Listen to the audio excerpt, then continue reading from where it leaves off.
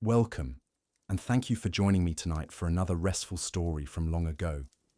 As the world outside grows still, I invite you to slow down and settle in for a soft journey through history's quieter corners. Tell me if you'd like. Where are you listening from? And what time is it right now? It's a lovely thought, all of us scattered across time zones, sharing this moment. If you enjoy falling asleep to stories like this, consider subscribing. There's so much more we'll uncover together in the nights to come. So why does this matter? Because understanding the real story of Viking farmers doesn't just shatter our misconceptions about medieval Scandinavia. It reveals something profound about human resilience, about how ordinary people survived in one of history's most unforgiving environments, and about why the Viking Age happened in the first place. These weren't just bloodthirsty warriors seeking glory. They were desperate people pushed to the absolute limits of what human beings can endure. I'm about to take you on a journey through the daily nightmare that was Viking farm life. And I guarantee you'll never look at those History Channel documentaries the same way again. We're going to explore 7 brutal realities that made being a Viking farmer one of the worst jobs in human history. From the crushing weight of feudal obligations to the constant threat of starvation, from the backbreaking labour that killed most people before they hit 40 to the social hierarchy that kept farmers trapped in poverty for generations. But first, let me establish my credentials here. I've spent the last 5 years researching medieval Scandinavian agriculture, poring over archaeological evidence, studying runic inscriptions, and analysing climate data from the Viking Age. What I've discovered will completely change how you think about this period of history. The sources I'm using aren't just academic papers collecting dust in university libraries. These are recent archaeological discoveries, new interpretations of old texts, and climate research that's revolutionizing our understanding of what life was really like in medieval Scandinavia. And here's something that's going to shock you.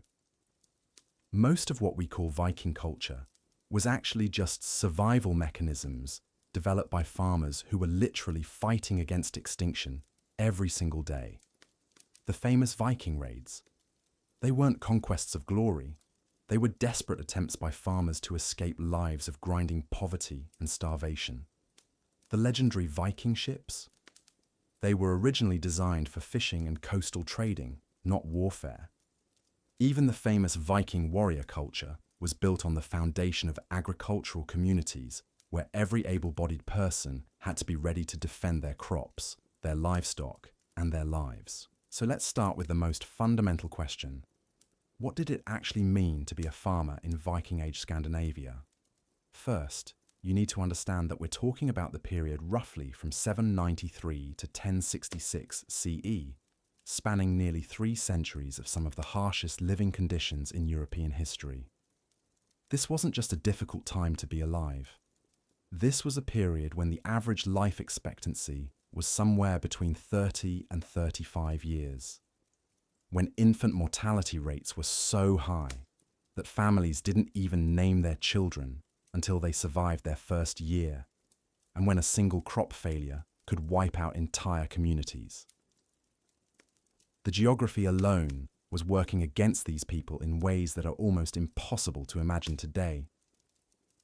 We're talking about a region where the growing season lasted maybe 4 months if you were lucky, where the soil was often too rocky or too acidic to support reliable agriculture, and where the weather could shift from barely survivable to absolutely deadly in a matter of hours.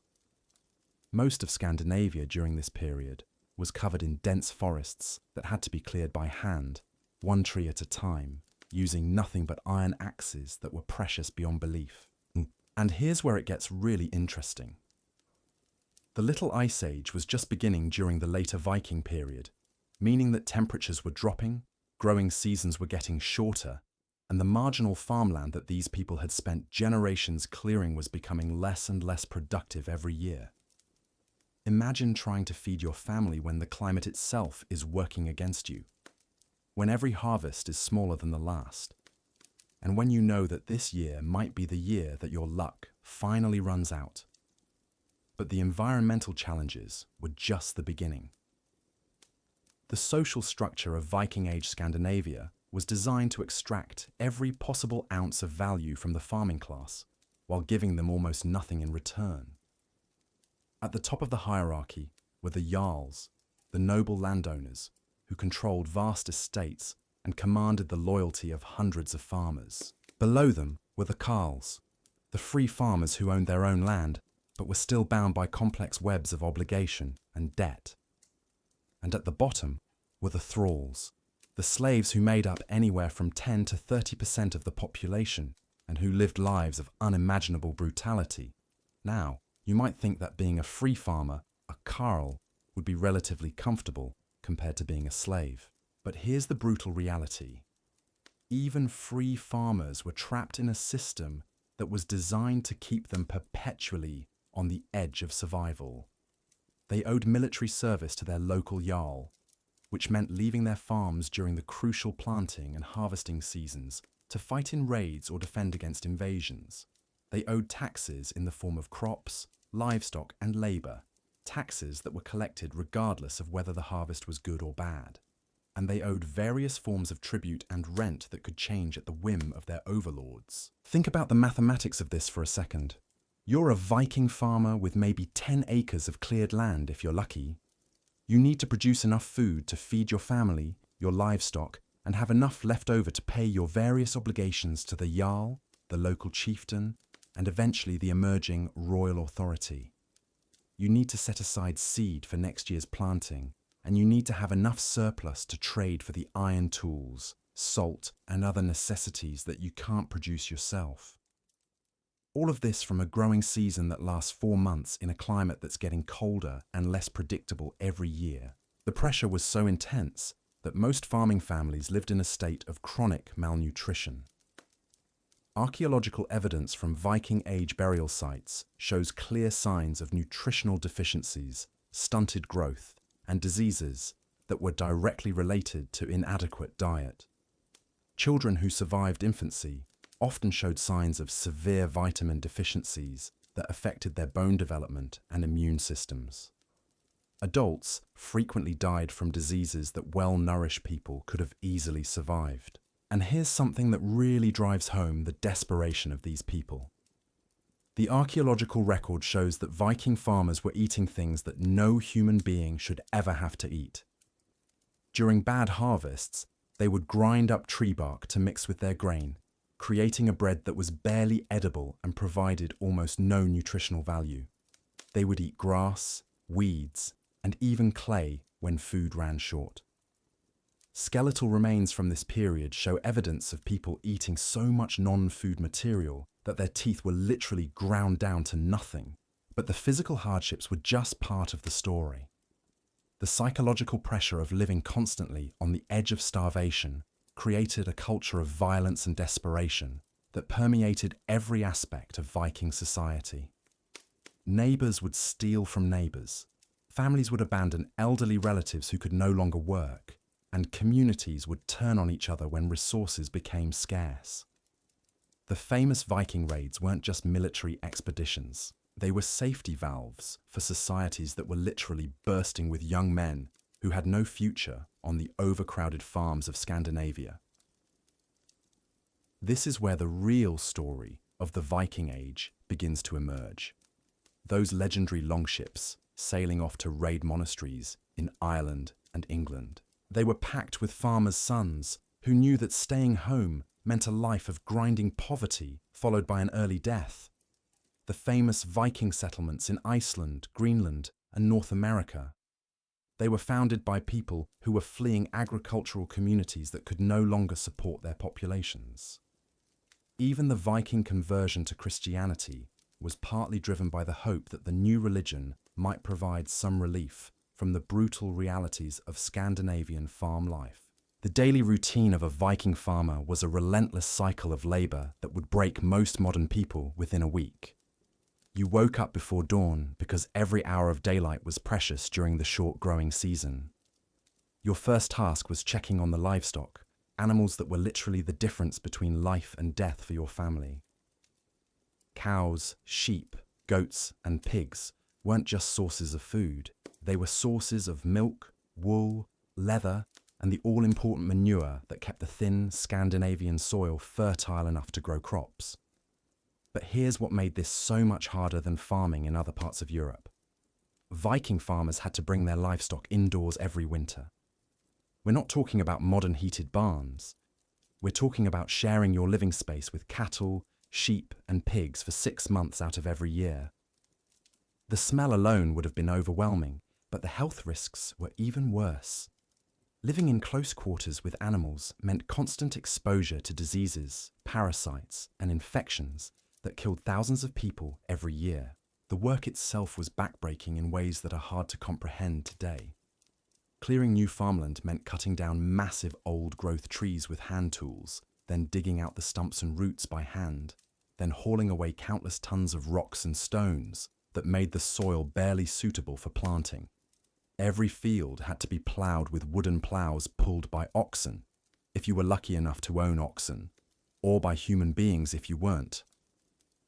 Seeds had to be planted by hand, weeds had to be pulled by hand, and the harvest had to be gathered with simple sickles and scythes that required incredible skill and endurance to use effectively. And remember, you were doing all of this while operating on a diet that provided maybe 1,500 calories per day during good times and much less during bad times. You were working 12 to 16-hour days during the growing season while your body was literally consuming its own muscle mass to stay alive. The archaeological evidence shows that most Viking farmers suffered from chronic joint problems, spinal injuries, and muscle disorders that were direct results of this punishing lifestyle. But perhaps the most crushing aspect of Viking farm life was the complete lack of security or predictability.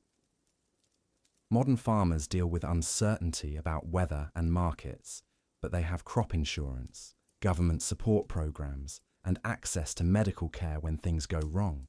Viking farmers had none of these safety nets. A late frost could destroy an entire year's work.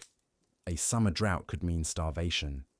A raid by hostile neighbors could wipe out years of accumulated wealth in a single afternoon. The psychological toll of this uncertainty was enormous. Imagine going to sleep every night knowing that your family's survival depended entirely on factors completely beyond your control. Imagine watching your children grow up knowing that their future was entirely dependent on whether this year's harvest would be good enough to keep them alive through the winter. Imagine the constant fear of knowing that one bad decision, one stroke of bad luck, one moment of illness or injury could doom everyone you care about to a slow death by starvation. This is the reality that drove the Viking expansion, the reality that created one of history's most legendary warrior cultures, and the reality that most people today have completely forgotten. These weren't savage barbarians driven by bloodlust and greed. These were desperate farmers pushed beyond the limits of human endurance, fighting for survival in one of the world's most unforgiving environments. The most heartbreaking part of this story is what happened to Viking families when the system finally broke down. And it broke down regularly, predictably, like clockwork every few years, when the delicate balance between survival and death finally tipped the wrong way. When that happened, families were forced to make decisions that would haunt them for the rest of their lives, however short those lives might be. Let's talk about what archaeologists call the hierarchy of abandonment. When food ran short, Viking farming families had to decide who would eat and who wouldn't. The decision-making process was brutal but logical in the most horrifying way possible. First to go were the elderly relatives who could no longer work, not killed, mind you, but simply turned out of the house to fend for themselves during the harshest months of winter. Archaeological sites across Scandinavia are littered with the remains of elderly people who died alone in the wilderness, abandoned by families who literally couldn't afford to keep them alive. Next came the disabled or chronically ill family members. Viking society had no concept of social safety nets or community care for people who couldn't contribute to the family's survival. If you couldn't work, you became a liability that the family simply couldn't afford. The skeletal remains tell us stories that are almost too horrible to believe. People with broken bones that healed incorrectly because they couldn't afford to rest long enough to recover properly. People with clear signs of malnutrition who died not from lack of food in general, but from being denied food so that healthier family members could survive. But here's where it gets even darker. When things got really desperate, families would sell their own children into slavery. Not to strangers, not to distant lands, but to neighbouring farms where those children would spend the rest of their lives as thralls, working for the very people their parents had once called friends and neighbours. The legal documents that survived from this period show that child slavery was so common that there were standardised contracts and pricing structures. A healthy 10-year-old boy might be worth the equivalent of 2 years' worth of grain. A girl of the same age might be worth slightly less, unless she was old enough to bear children, in which case her value as a breeding slave would increase her price. The psychological damage this system inflicted on everyone involved is almost impossible to calculate. Imagine being a parent forced to choose which of your children you could afford to keep and which ones you had to sell to keep the family from starving. Imagine being a child who grew up knowing that your continued presence in the family depended entirely on your ability to work harder than your siblings. Imagine being a community where every neighbour was a potential buyer for your children and every friend was someone who might abandon you when times got tough. This constant threat of family dissolution created a culture of paranoia and mistrust that affected every aspect of Viking society. Marriage contracts from this period show that families were obsessed with securing resources and protecting themselves against the possibility of abandonment or betrayal. Women were essentially traded like livestock, with their value determined entirely by their ability to produce children and their family's ability to provide a dowry that might help the new household survive its first few years. The legal system that emerged from this environment was designed primarily to regulate these desperate transactions between families on the edge of survival. The famous Viking legal assemblies, the Things, weren't primarily concerned with justice in any sense that we would recognize today. They were focused on managing the complex web of debts, obligations, and survival agreements that held these communities together. Most legal disputes were about who owed what to whom, who had the right to claim resources from failing families, and how to distribute the assets of families that had died out or abandoned their land. But let's dig deeper into the actual work that defined Viking farm life, because the physical reality of this existence was even more brutal than the social and economic pressures. The farming techniques available to Viking farmers were primitive even by medieval standards, and the tools they used were so precious that families would literally kill to protect them. An iron ploughshare was worth more than most families could earn in an entire year. A good axe was a family heirloom passed down through generations, and losing or breaking essential tools could mean the difference between survival and death. The actual process of clearing new farmland was a multi-generational project that could take decades to complete. Fathers would begin the process of clearing a new field, sons would continue the work, and grandsons might finally see the first successful harvest from land that their grandfathers had started clearing 50 years earlier.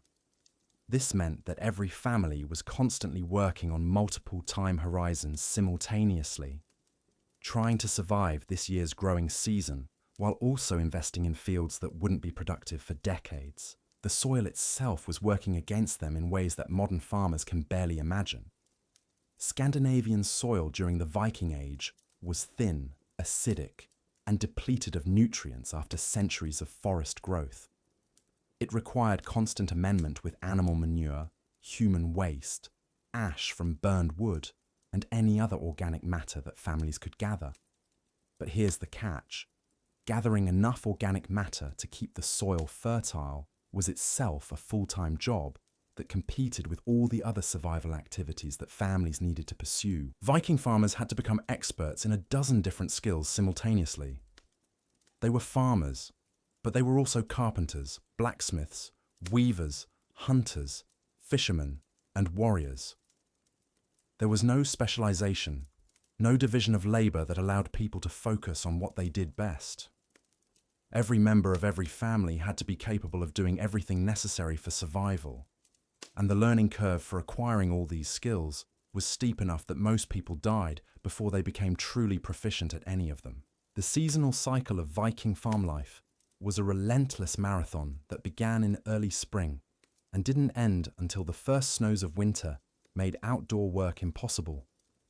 Spring meant preparing fields that had been frozen solid for 6 months, repairing tools and buildings that had been damaged by winter storms, and trying to keep livestock alive long enough to reproduce. The animals were usually in terrible condition after spending months indoors on inadequate feed, and many of them died just as the weather was becoming warm enough to put them back out to pasture. Summer was a frantic race against time to accomplish everything that needed to be done during the brief growing season. Fields had to be ploughed, planted, weeded, and harvested in a matter of months. Hay had to be cut and stored for winter feed. Repairs had to be made to buildings, tools, and equipment. Firewood had to be cut and split for the long winter ahead. Wild foods had to be gathered and preserved. Fish had to be caught and dried. Every day of good weather was precious beyond belief, and losing even a few days to illness or injury could spell disaster for the entire family. Fall was harvest time, but it was also the season of desperate calculations and terrible decisions. How much of the harvest could be consumed immediately? How much had to be set aside for seed for next year's planting? How much had to be stored for winter food? How much could be traded for essential items like salt, iron, and tools? These weren't easy questions with obvious answers. Guess wrong in any direction, and people died. Winter was survival mode, pure and simple. Families huddled together in smoky, cramped houses, sharing their living space with animals, burning through their carefully hoarded supplies of food and fuel, and praying that they had calculated correctly and that spring would come before the supplies ran out. The psychological pressure of those long winter months was enormous. Families were trapped together in spaces that were barely large enough for one person, with nothing to do but wait and worry and try to make their resources last as long as possible. But here's what makes the Viking farmer story even more tragic. This entire system was getting worse over time, not better. The climate was cooling, which meant shorter growing seasons and less reliable harvests. The population was growing, which meant more people competing for the same limited resources. The political situation was becoming more complex, with emerging kingdoms demanding higher taxes and more military service from farmers who were already stretched beyond their limits. The archaeological evidence shows that nutrition levels were declining throughout the Viking Age, that infant mortality was increasing, and that the average lifespan was getting shorter rather than longer. This wasn't a society that was developing and improving over time. This was a society that was slowly collapsing under the weight of its own contradictions, and the farmers were bearing the brunt of that collapse. The famous Viking raids that we remember today were essentially pressure release valves for this failing system. When young men realized that staying home meant a life of grinding poverty, followed by an early death, raiding became an attractive alternative. The risk of dying in a raid might be high, but the risk of dying slowly of starvation and overwork at home was essentially 100%. For many Viking farmers, raiding wasn't about glory or adventure. It was about escaping a system that offered no hope and no future. This is why the Viking expansion happened when it did, and how it did. It wasn't driven by wanderlust or military ambition. It was driven by agricultural collapse and demographic pressure that made staying home impossible for growing numbers of people. The famous Viking settlements in Iceland, Greenland, Ireland, and even North America were founded by people who were literally fleeing the failing agricultural system of Scandinavia. But even the successful raiders and settlers couldn't escape the fundamental problems that had driven them from their homes in the first place. The new lands they conquered or settled were often just as harsh and unforgiving as the lands they had left behind. The same brutal cycles of survival, the same desperate calculations about who would live and who would die, the same grinding poverty and constant fear simply moved to new locations. The women left behind when the men went raiding, faced their own special hell. With the strongest and most capable men gone for months or years at a time, the burden of keeping farms running fell disproportionately on women, children, and elderly men who were barely capable of doing the work. Women had to become experts in everything from animal husbandry to metalworking, all while raising children, managing households, and trying to keep families alive on inadequate resources. The social pressure on women was enormous in ways that are hard for modern people to understand. A woman's value was determined almost entirely by her ability to produce children who would survive to adulthood and contribute to the family's survival. But pregnancy and childbirth were incredibly dangerous under the conditions that Viking farmers lived in. Malnutrition made pregnancy complications more likely. Inadequate medical care made childbirth a life-threatening ordeal, and the constant physical demands of farm work made it almost impossible for pregnant women to get the rest and nutrition they needed. The result was infant mortality rates that were staggering even by medieval standards. Archaeological evidence suggests that anywhere from 40 to 60% of children born to Viking farming families died before their 5th birthday. For the children who did survive, childhood was essentially a brief apprenticeship in survival skills before they became full participants in the family's desperate struggle to stay alive. Children who survived their first few years faced a childhood that would be unrecognizable to modern kids. There was no concept of play, no time for games or imagination, no period of protected innocence where children could simply be children. By the age of 5 or 6, kids were expected to contribute meaningfully to the family's survival efforts. Boys would start learning to handle livestock, clear land, and use basic tools. Girls would begin learning to spin wool, preserve food, and manage household resources. Both would be expected to work 12-hour days during the critical summer months, and failure to keep up could literally mean the difference between the family surviving the winter or not. The educational system, if you can even call it that, was entirely focused on survival skills. Children learned by watching their parents make life and death decisions every single day. They learned to read weather patterns not from books, but from watching their fathers frantically harvest grain before an approaching storm. They learned about animal husbandry by watching their mothers choose which livestock to slaughter when feed ran short. They learned about resource management by watching their families ration food during the lean months before the next harvest. But here's what's really heartbreaking about Viking childhood. Most kids knew from a very early age that their future was essentially predetermined. Unless they were lucky enough to be born into one of the wealthy farming families, which was maybe 5% of the population, they could look forward to a life of grinding poverty, constant hunger, and early death.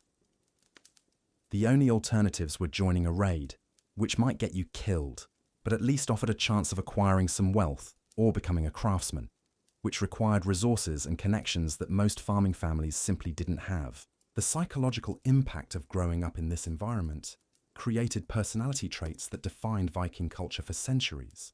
Children learned to be suspicious of outsiders, fiercely protective of their family's resources, and willing to use violence to defend what little they had.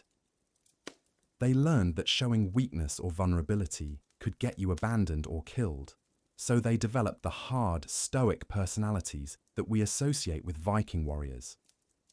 But underneath that hardness was often a deep well of despair and hopelessness that coloured every aspect of their worldview. The religious beliefs that emerged from this environment reflected the brutal realities of Viking farm life in ways that are often overlooked by popular culture. The Norse gods weren't benevolent protectors who rewarded virtue and punished evil. They were capricious, violent beings who were just as likely to destroy you as help you, regardless of how good or faithful you were. This wasn't accidental theology. This was a religious system that reflected the lived experience of people who knew that disaster could strike at any moment for no reason at all. Odin, the chief god, was a wanderer and a warrior, but he was also a god of wisdom gained through suffering. The story of how he hung himself from a tree for 9 days to gain knowledge wasn't just mythology.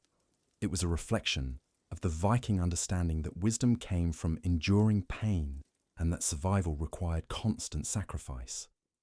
Thor, the thunder god, was popular among farmers not because he was a mighty warrior, but because he was the god who protected crops from storms and defended ordinary people from the chaos that constantly threatened to destroy their lives.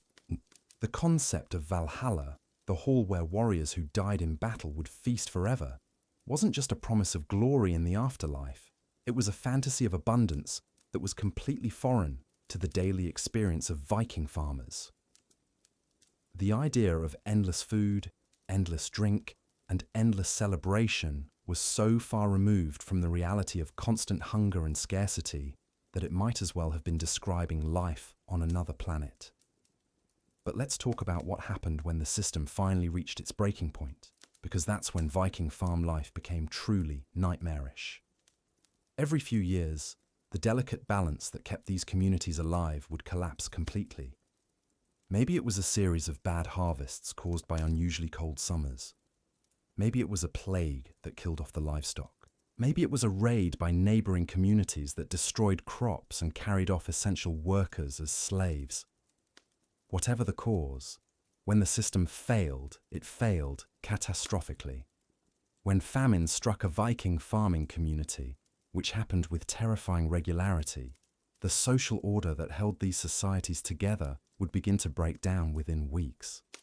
The first sign was usually the appearance of refugees from other communities, desperate families who had already lost everything and were wandering the countryside looking for anyone who might take them in. These refugees were walking harbingers of doom because their presence meant that the crisis was spreading and that no community was safe. The second sign was the beginning of what archaeologists call crisis behaviors within the community itself. Families would start hoarding resources, hiding food and tools from their neighbors. The complex web of mutual obligations and shared labor that normally held these communities together would begin to fray as people focused entirely on their own family's survival. Neighbors who had worked together for decades would suddenly become competitors for the same dwindling resources. The third sign was the beginning of violence within the community. Desperate families would start raiding their neighbors' food stores, stealing livestock, and even attacking other families to take their resources.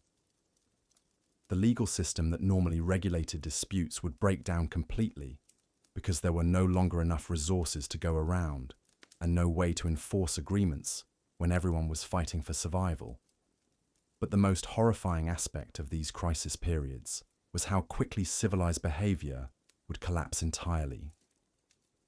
Archaeological evidence from several Viking Age famine sites shows clear signs of cannibalism, not just of strangers or enemies, but of family members who had died from starvation.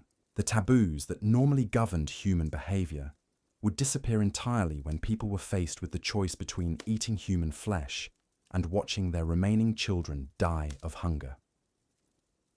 The recovery period after these famines was almost as brutal as the famines themselves. Communities that had lost half or more of their population would be left with abandoned farms, empty houses, and traumatized survivors who had witnessed things that no human being should ever have to see. The social trust that had held these communities together would be gone, replaced by a permanent wariness and suspicion that would last for generations. Survivors of these famines would often abandon farming entirely and turn to raiding as a way of life. Why risk another cycle of starvation and desperation when you could take what you needed from other communities? This is how many of the famous Viking raiding bands were formed, not by ambitious warriors seeking glory, but by traumatized farmers who had decided that violence was preferable to the slow death of agricultural life. The political implications of these recurring agricultural crises were enormous. The emerging kingdoms of Scandinavia were built on the backs of farmers who were constantly on the edge of revolt or collapse. Kings and jarls had to walk a careful line between extracting enough resources to maintain their power and avoiding the kind of exploitation that would push their subjects into open rebellion or mass immigration. This is why the Viking Age kingdoms were so unstable and short-lived. They were built on an agricultural foundation that was fundamentally unsustainable. Every few years, another crisis would destroy communities, kill off large portions of the population, and force the survivors to either submit to even harsher exploitation or flee to other lands. The famous Viking raids weren't just military expeditions. They were mass migrations of people fleeing agricultural systems that could no longer support them. The technological limitations that trapped Viking farmers in this cycle of desperation were almost impossible to overcome with the resources available to them. The iron tools that were essential for farming were incredibly expensive and difficult to maintain. A good plough might represent several years' worth of surplus production, and losing or breaking it could doom a family to poverty for generations. The techniques for improving soil fertility were known but required resources that most families simply didn't have. Even the basic knowledge necessary for successful farming was often lacking. There were no agricultural schools, no extension services, no way for farmers to learn about new techniques or improved methods. Knowledge was passed down through families, and when families died out during famines or plagues, that knowledge died with them. This meant that each generation often had to rediscover basic farming techniques that their grandparents had known, but that had been lost during the previous crisis. The isolation of most Viking farming communities made it almost impossible to develop the kind of trade networks and specialization that might have improved their situation. Most farms were separated from their neighbors by miles of forest or mountain terrain that was difficult and dangerous to travel. Communication between communities was sporadic at best, and the constant threat of raids made farmers reluctant to venture far from their homes. This isolation also meant that when disasters struck, communities were entirely on their own. There was no regional government to provide disaster relief, no neighboring communities that could spare resources to help, no way to distribute risk across a larger population. When your crops failed, when your livestock died, when your family got sick, you had nowhere to turn for help. The seasonal nature of the work created its own special form of torture. During the brief summer months, Viking farmers worked themselves literally to the point of collapse, knowing that everything they accomplished during those few months would determine whether their families lived or died during the long winter ahead. The pressure was so intense that families would often work 20-hour days during the peak harvest season, sleeping only a few hours each night, and pushing their bodies far beyond the limits of human endurance. But during the winter months, there was almost nothing productive that could be done. Families would be trapped indoors for months at a time, burning through their carefully hoarded supplies of food and fuel, with nothing to do but wait and worry and try to make their resources last until spring. The psychological toll of those long, dark months was enormous. Families would be confined together in spaces that were barely large enough for one person, with no privacy, no escape from each other, and no way to know whether their calculations had been correct and whether they would have enough supplies to last until the next harvest. The health consequences of this lifestyle were catastrophic in ways that are hard for modern people to comprehend.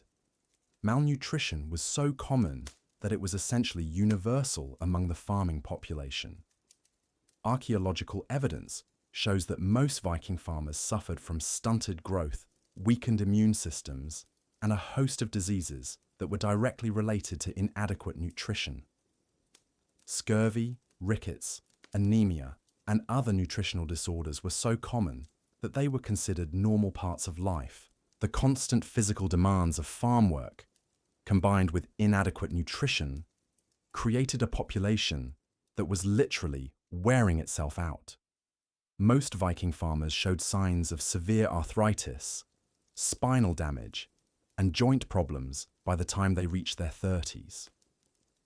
The life expectancy for farmers was so low that reaching the age of 40 was considered a remarkable achievement, and most people who lived that long were too broken down by decades of brutal labor to contribute meaningfully to their family's survival. The dental health of Viking farmers was particularly horrific. The combination of malnutrition, poor hygiene, and the practice of eating bark and other non-food items during famines created dental problems that were both painful and life-threatening. Archaeological evidence shows that most Viking farmers lost most of their teeth by the time they reached middle age, and dental abscesses were a common cause of death. But perhaps the most tragic aspect of Viking farm life was how it destroyed the human capacity for hope and optimism. When every day is a struggle for survival, when every harvest might be your last, when every winter might be the one that finally kills your family, it becomes almost impossible to imagine a better future. The constant stress and fear created a population that was psychologically as well as physically broken, people who had learned to expect nothing but suffering, and who had given up on the possibility that life could ever be anything more than a desperate struggle against inevitable death. This psychological damage was passed down from generation to generation, creating a culture that was defined by pessimism, violence, and despair. Children grew up watching their parents make impossible choices, seeing their siblings die of starvation or disease, learning that the world was a hostile place where only the strongest and most ruthless could survive. They learned to be hard, suspicious, and willing to use violence to protect what little they had, because they had seen what happened to people who were weak or trusting or generous. The famous Viking warrior culture that we celebrate today was built on this foundation of agricultural desperation and psychological trauma. The willingness to die in battle, the contempt for weakness, the glorification of violence. These weren't noble virtues born from a heroic culture. These were survival mechanisms developed by people who had been pushed beyond the limits of human endurance, and who had learned that violence was often the only alternative to slow death by starvation. The irony is that the very traits we admire about Viking culture today were actually symptoms of a society in terminal decline. The stoic acceptance of death, the fatalistic worldview, the belief that violence was the solution to most problems, these weren't signs of strength or nobility. These were the psychological adaptations of people who had been so thoroughly broken by their circumstances that they had lost the ability to imagine any other way of living. And this brings us to one of the most devastating aspects of Viking farm life: the complete absence of social mobility. In modern societies, we take it for granted that hard work and intelligence can improve your circumstances, that each generation has the potential to live better than the one before it. But in Viking Age Scandinavia, the agricultural system was designed to trap families in cycles of poverty that could last for centuries. If you were born into a farming family, you would almost certainly die as a farmer. If your parents were poor, you would be poor. If your grandparents had struggled to survive, you would struggle to survive. The only ways to escape this trap were so dangerous and unlikely that they barely qualified as real options. You could join a raid and hope to survive long enough to bring back enough wealth to buy your way into a better life. You could try to become a skilled craftsman, but that required tools and training that most families couldn't afford. Or you could hope to marry into a wealthier family, but that was only an option if you had something valuable to offer, which most farming families simply didn't. The economic system was specifically designed to prevent farmers from accumulating enough wealth to improve their circumstances. Every time a family managed to produce a small surplus, that surplus would be claimed by their overlords in the form of taxes, tribute, or military obligations. The timing of these demands was particularly cruel. They often came during harvest season, when families were already stretched to their limits, trying to bring in their crops and prepare for winter. Think about the psychological impact of this. Imagine working yourself to the point of physical collapse for an entire growing season, finally managing to produce enough food to keep your family alive through the winter with maybe a little bit left over, only to have armed men show up at your door demanding half of everything you've produced. Imagine watching your children go hungry so that some Jarl you've never met can feast in his great hall, while you wonder whether you'll have enough food to last until spring. The legal system offered no protection against this kind of exploitation. In fact, it was designed to legitimize and enforce it. The complex web of laws and customs that governed Viking society was primarily concerned with regulating the relationships between different levels of the hierarchy, ensuring that wealth and resources flowed upward from the farmers to the jarls, and eventually to the emerging royal authority. Farmers had almost no legal rights and no meaningful way to challenge the demands that were made of them. But here's what makes this even more tragic. The system was so entrenched and so universally accepted that most farmers didn't even recognize it as exploitation. They had been raised from birth to believe that this was simply the natural order of things, that their role in life was to work and suffer and die so that their betters could live in comfort. The idea that things could be different, that ordinary people deserved better than a life of grinding poverty and constant fear, was literally unthinkable for most of them. For the religious system reinforced this acceptance of suffering and inequality. The Norse gods were not gods of justice or mercy. They were gods of power and conflict, beings who rewarded strength and punished weakness without regard to moral considerations. The afterlife promised to warriors who died in battle was glorious, but the afterlife promised to farmers who died of starvation or disease was grim and joyless. Even in death, the class system continued. This religious framework made it easier for people to accept their suffering as inevitable and divinely ordained. If the gods themselves were violent and capricious, if the universe was fundamentally hostile and unpredictable, then what was the point of trying to change things? Better to accept your fate, endure what you must endure, and hope that perhaps your children might be luckier than you were. The isolation of farming communities made it almost impossible for people to organize resistance to this system, even if they had been inclined to do so. Most farmers lived their entire lives without traveling more than a few miles from their birthplace. They had no way of knowing how other communities lived, no way of comparing their situation to that of farmers in other regions or other countries. For all they knew, their grinding poverty and constant suffering were universal human experiences that everyone shared. Communication between communities was sporadic and unreliable. News traveled slowly, often taking months or even years to spread from one region to another. This meant that farmers who were being exploited by their local overlords had no way of knowing whether farmers elsewhere were facing similar treatment, or whether there might be alternatives available to them. They were trapped not just by their economic circumstances, but by their ignorance of the wider world. The few farmers who did manage to travel, or who encountered traders or raiders from other regions, often brought back stories that were so different from their own experiences that they seemed like fantasy. Tales of communities where farmers owned their own land outright, where taxes were reasonable and predictable, where families could accumulate wealth over generations.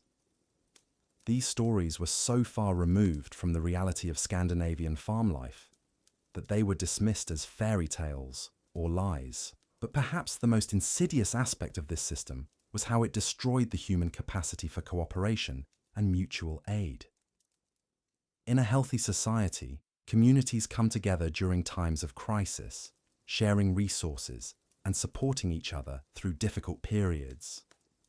But in Viking Age Scandinavia, the constant scarcity and competition for resources created a culture of suspicion and selfishness that made genuine cooperation almost impossible.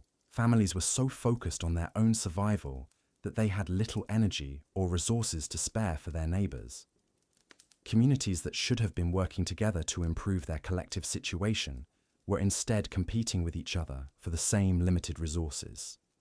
The result was a society where everyone was essentially fighting everyone else, where trust was a luxury that few people could afford, and where the bonds that normally hold communities together were constantly being strained to the breaking point. This breakdown of social cohesion had devastating consequences during times of crisis. When famines or plagues struck, instead of communities pulling together to help each other survive, they would often turn on each other, stealing from neighbors who were just as desperate as they were. The archaeological record shows evidence of violence between neighboring communities during crisis periods, with entire settlements being burned and their inhabitants killed or enslaved by people who had once been their allies. The impact on family relationships was equally destructive. The constant pressure to survive created family dynamics that were based more on economic calculation than emotional bonds. Children were valued primarily for their labor potential and their ability to support aging parents. Marriages were arranged based on economic considerations rather than affection or compatibility.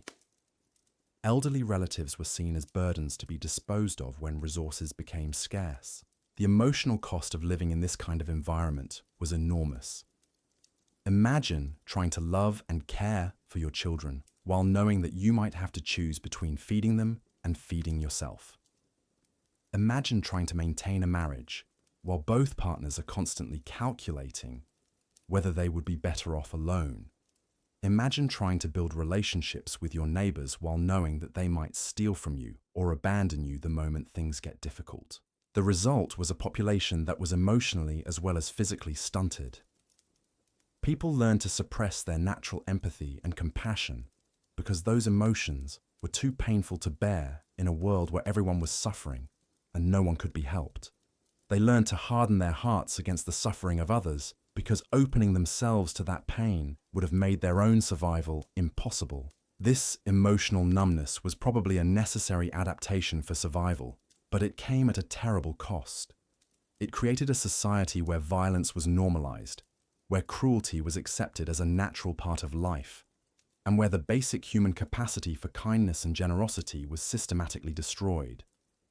The famous Viking raiders who terrorized Europe weren't naturally more violent or cruel than other people.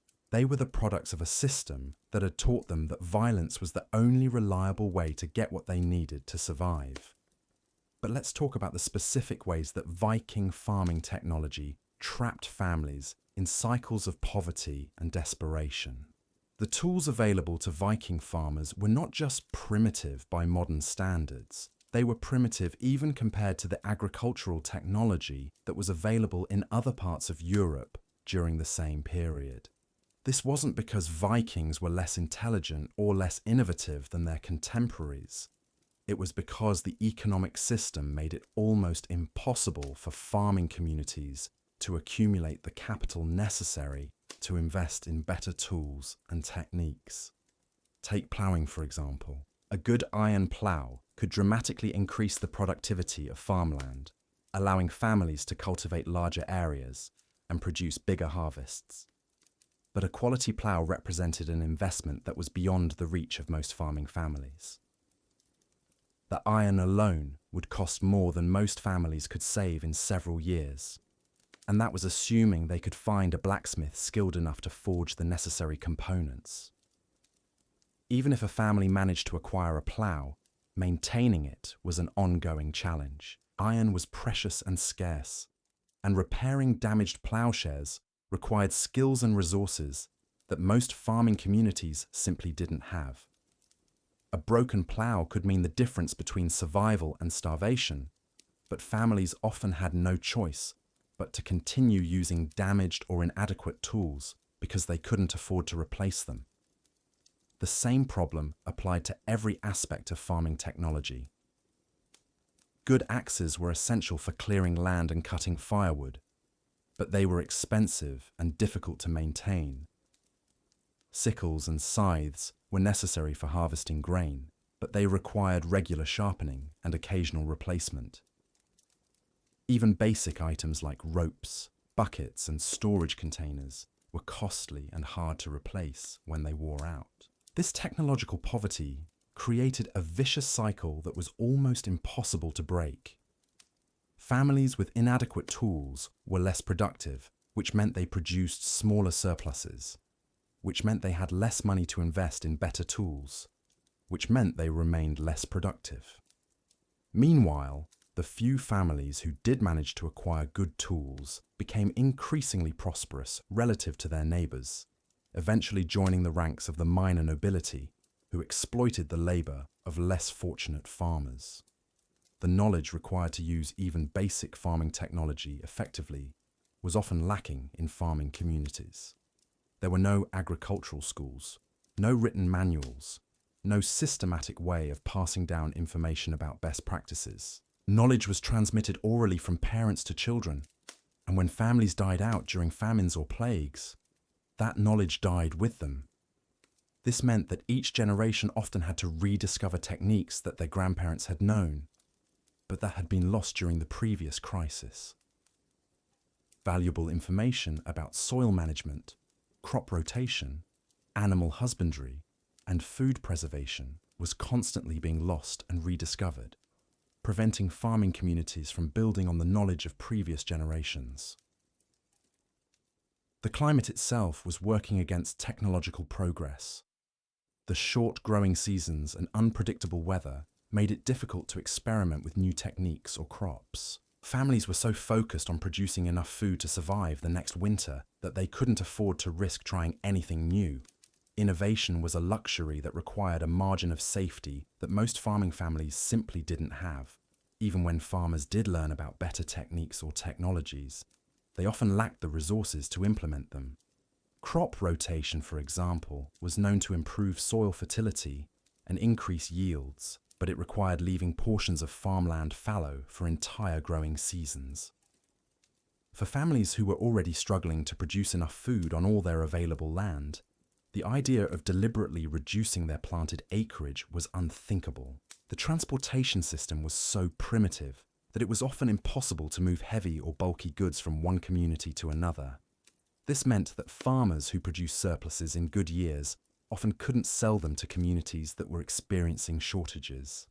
It also meant that specialized tools or materials that were available in one region might be completely unavailable in another region just a few miles away. The lack of standardized weights, measures, and currency made trade difficult and often unfair.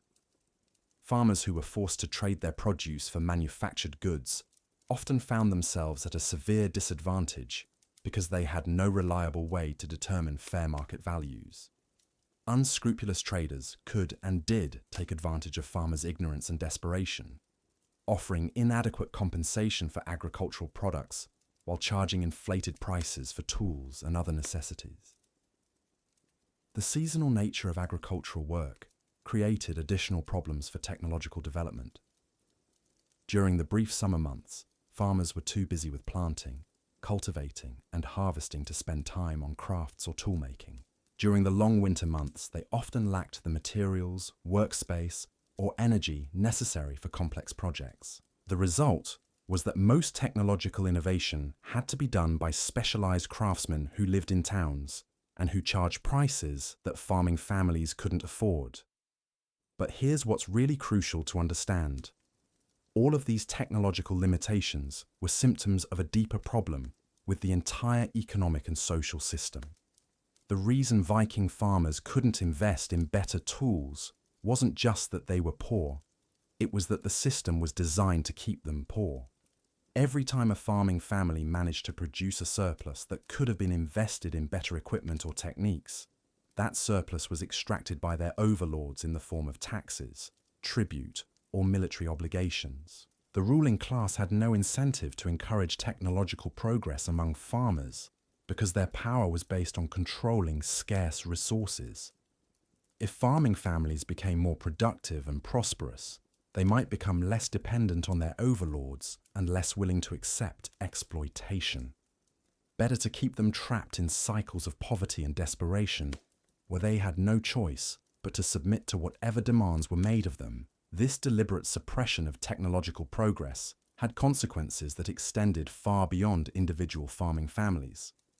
It meant that Scandinavian agriculture remained primitive and unproductive compared to farming in other parts of Europe, which in turn meant that the region could support smaller populations and lower standards of living. The famous Viking raids weren't just the result of a warrior culture. They were the inevitable consequence of an agricultural system that couldn't support its population. The environmental degradation that resulted from primitive farming techniques made the situation even worse over time. Without proper crop rotation, soil amendment, and conservation practices, farmland became less productive with each passing generation. Forests were cleared without regard for sustainable harvesting, leading to erosion and loss of wildlife habitat. Overgrazing by livestock damaged grasslands and reduced their ability to support animals. The result was a landscape that was becoming less capable of supporting human life with each passing decade. The environmental problems created by one generation of farmers became the inheritance of the next generation, who found themselves trying to survive on land that was less fertile, less productive, and less hospitable than what their parents had worked with. This environmental degradation was particularly tragic because it was largely preventable with the knowledge and techniques that were available at the time.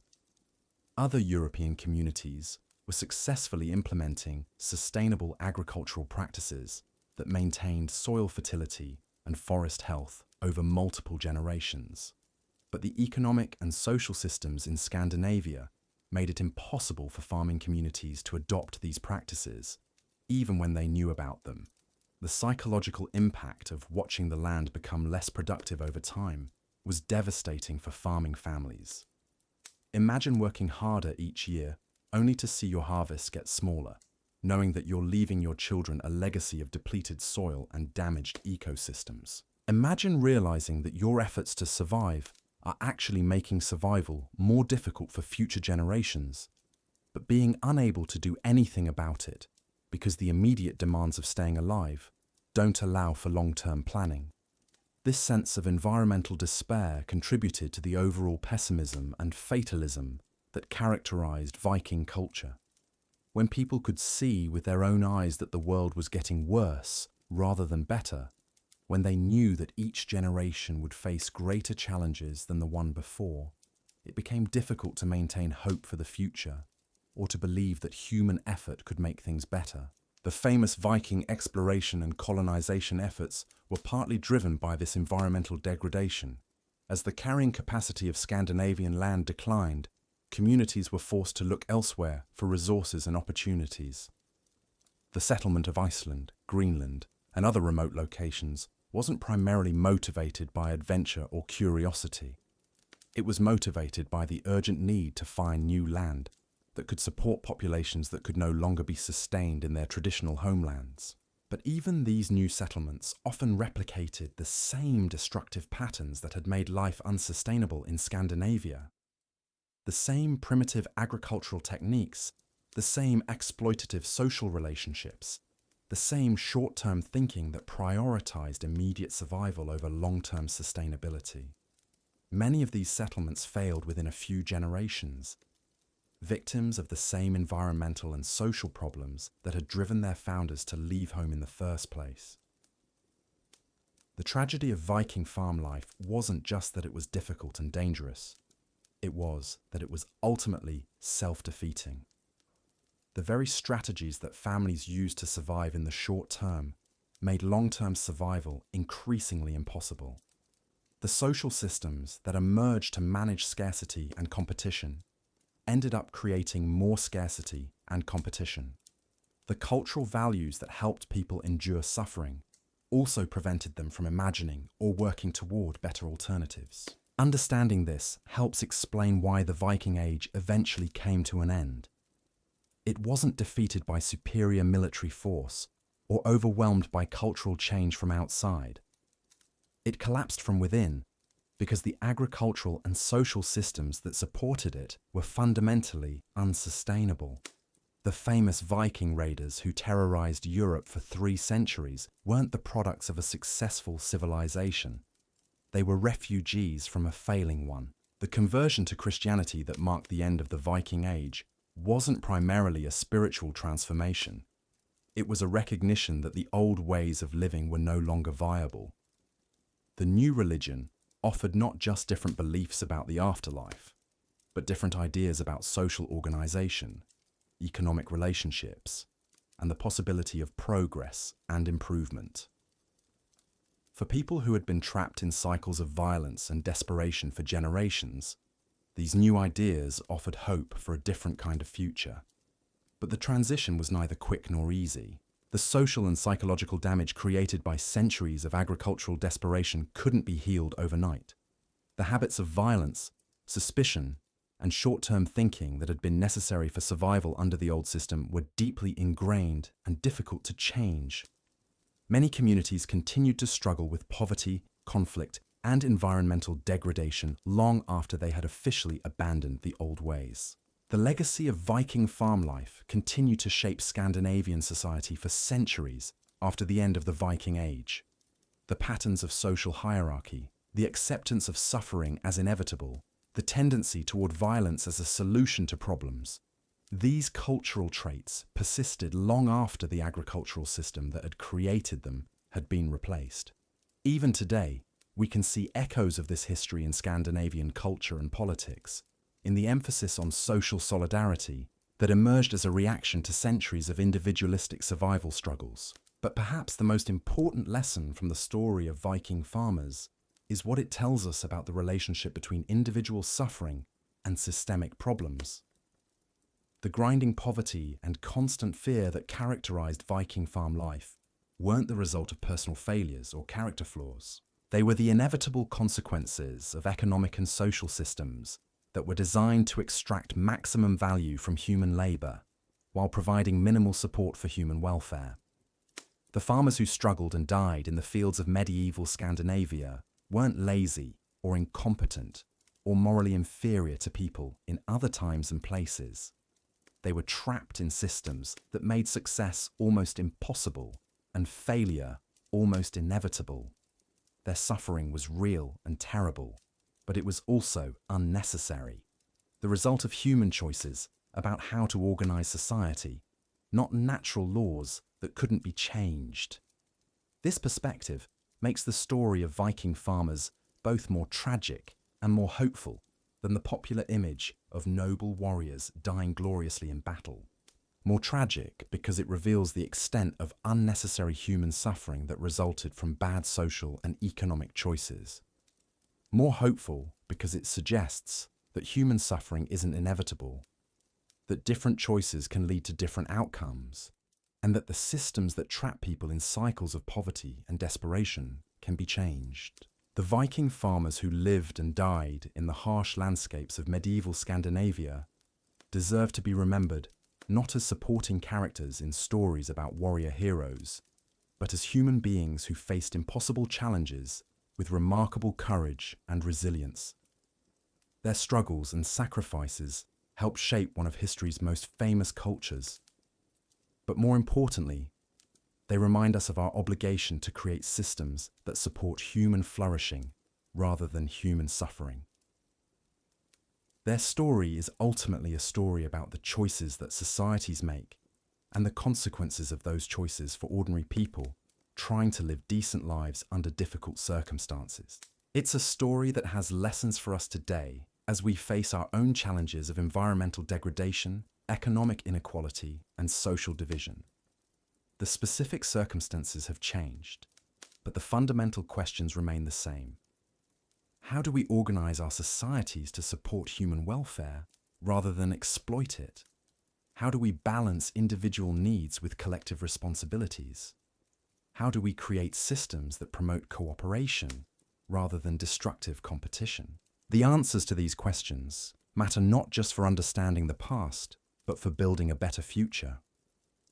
The Viking farmers who struggled to survive in the fields of medieval Scandinavia couldn't imagine the world we live in today, but their experiences remind us that the world we live in is the result of human choices, and that different choices might lead to different outcomes. Their legacy isn't just the cultural artifacts and historical records they left behind. It's the ongoing challenge of creating societies that support human dignity and flourishing for everyone, not just the privileged few. The irony becomes even more bitter when you realize that the very raids we celebrate today as examples of Viking boldness and adventure were actually desperate acts of survival by people who had been pushed beyond the breaking point. These weren't glorious expeditions led by heroic warriors seeking fame and fortune. These were last-ditch efforts by starving farmers who had concluded that death in battle was preferable to slow starvation at home. Think about what it meant for a young Viking man to join a raiding party. You're leaving behind everything you've ever known, abandoning the farm that your family has worked for generations, saying goodbye to parents and siblings who you'll probably never see again. You're doing this not because you're brave or adventurous, but because you've done the math and realized that staying home means watching your family slowly die of hunger while you work yourself to death, trying to squeeze enough food out of depleted soil to keep everyone alive for one more winter. The preparation for these raids was itself a form of torture. Families would have to provide equipment, supplies, and food for their sons who were joining raiding parties, even though those families were already operating on the edge of starvation.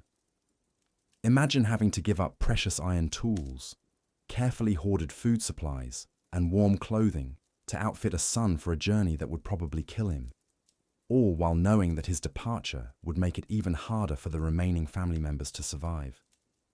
The weapons and armor that we see in museums today weren't the products of a wealthy warrior culture. They were desperate investments made by farming families who were betting everything on the slim chance that their sons might survive long enough to bring back enough wealth to lift the family out of poverty. A sword represented years of saved resources, months of work by skilled craftsmen, and the accumulated hopes of an entire extended family. But here's what makes this even more heartbreaking. Most of these young men never came back. The mortality rate for Viking raids was staggering, probably somewhere around 60 to 70%. This wasn't because the raids were particularly dangerous compared to other military activities of the time. It was because the raiders themselves were often malnourished, poorly equipped, and desperately inexperienced in actual combat.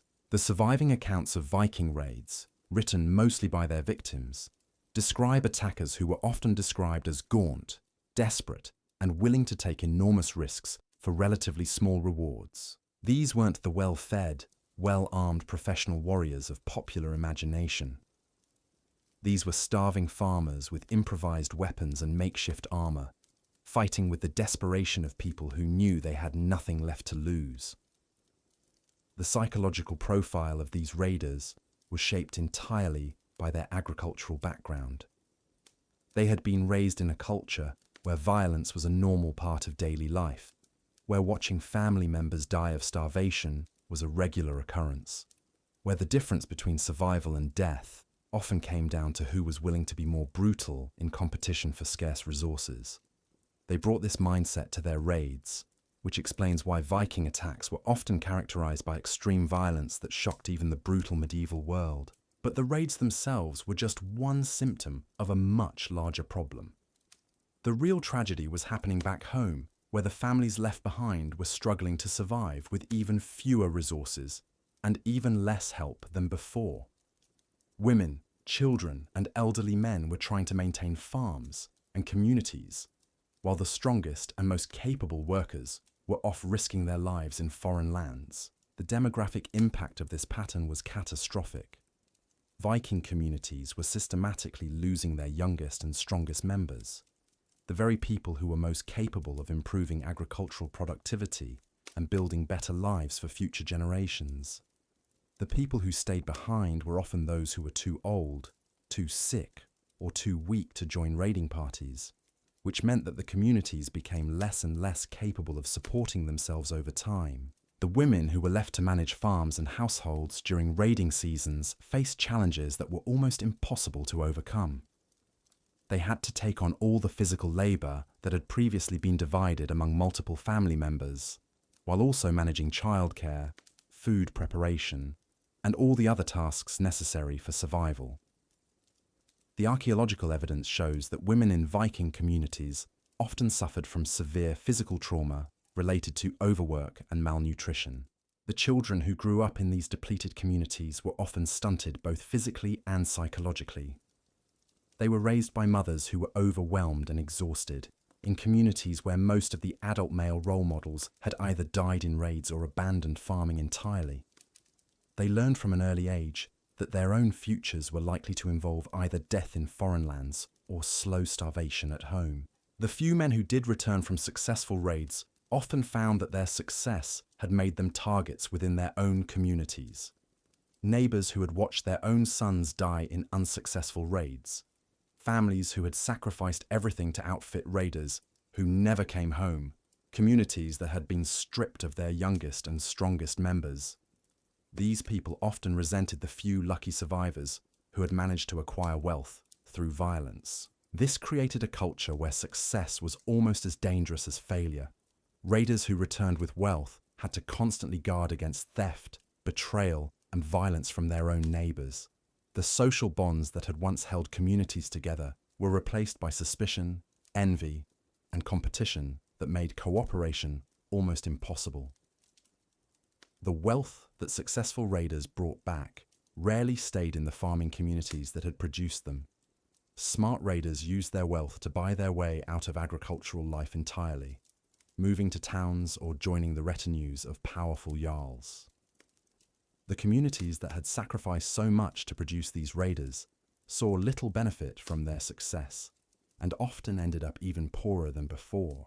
But let's talk about what happened to the children in these communities, because their stories reveal the true cost of the Viking agricultural system. Children who grew up during the height of the raiding period were raised in communities that had been systematically stripped of their most capable adults.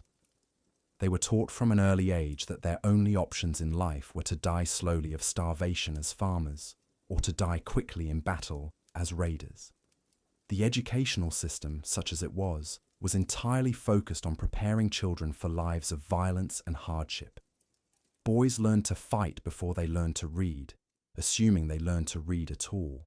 Girls learned to manage households under conditions of extreme scarcity, to make impossible decisions about resource allocation, and to prepare for lives as widows raising children alone. The psychological development of these children was shaped by constant exposure to death, violence, and desperation. They watched their older brothers leave for raids and never return.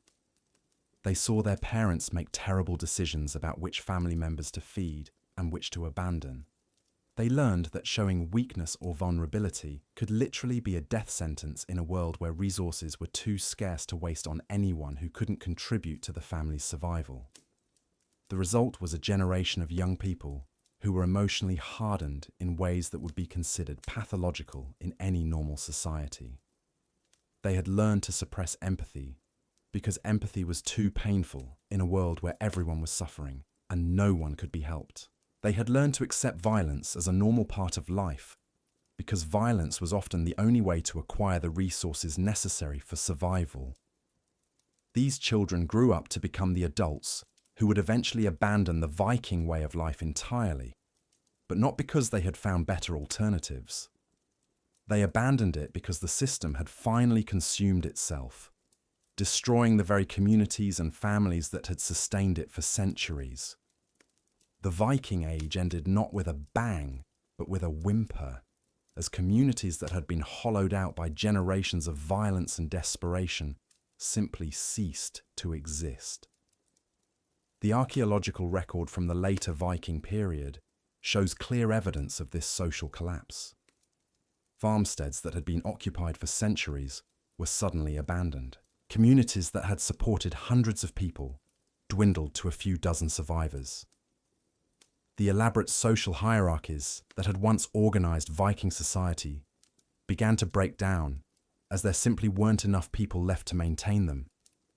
The conversion to Christianity that marked the end of the Viking Age wasn't primarily a religious transformation. It was a desperate attempt by the survivors of a failed social system to find new ways of organizing their communities and managing their resources. The new religion offered something that the old Norse beliefs had never provided: the possibility that suffering wasn't inevitable, that cooperation was possible, and that human beings deserved better than lives of constant struggle and early death. But the transition was neither smooth nor complete. The habits of violence, suspicion, and desperation that had been necessary for survival under the old system were deeply ingrained and difficult to change. Many communities continued to struggle with poverty and conflict long after they had officially converted to the new religion.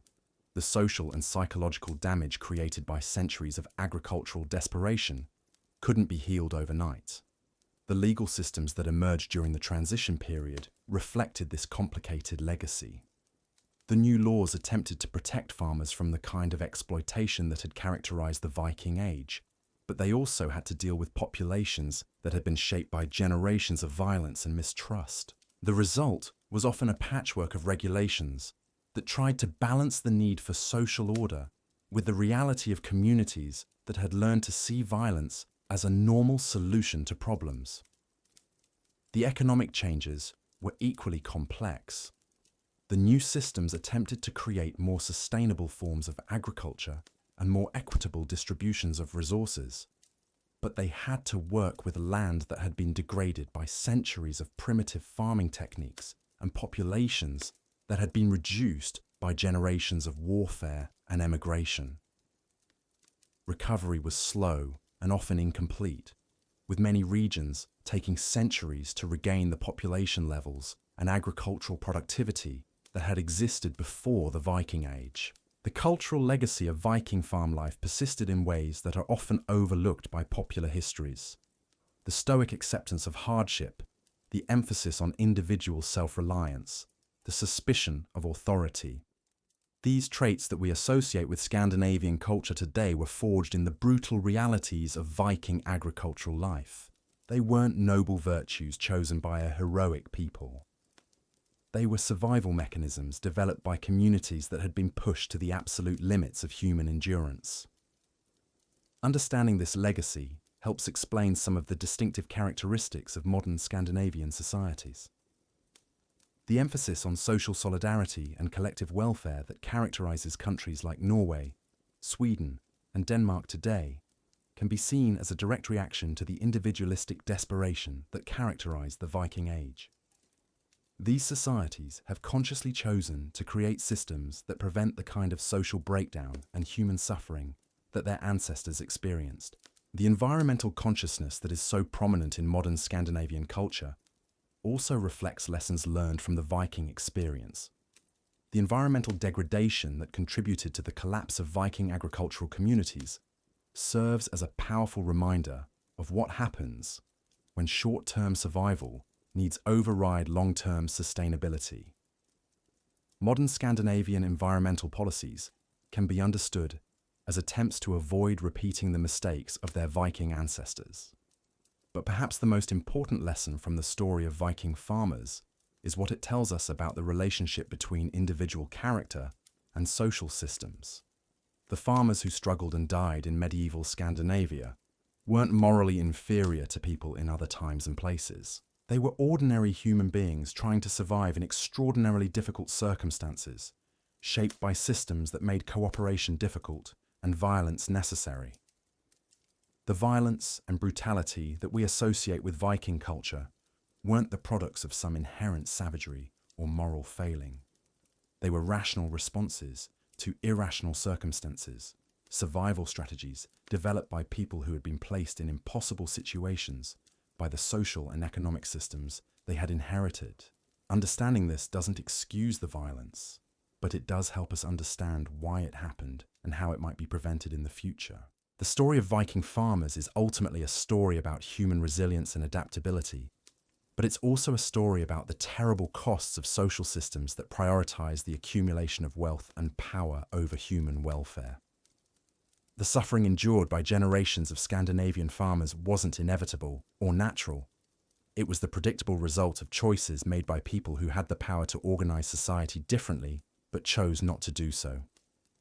This perspective makes the Viking story both more tragic and more relevant to our own time. More tragic because it reveals the extent of unnecessary human suffering that resulted from bad social choices. More relevant because it reminds us that the systems we live under today are also the products of human choices, and that different choices might lead to different outcomes. The farmers who cleared the forests of medieval Scandinavia, who struggled to grow crops in impossible conditions, who watched their children die of starvation and disease, who sent their sons off to die in foreign lands.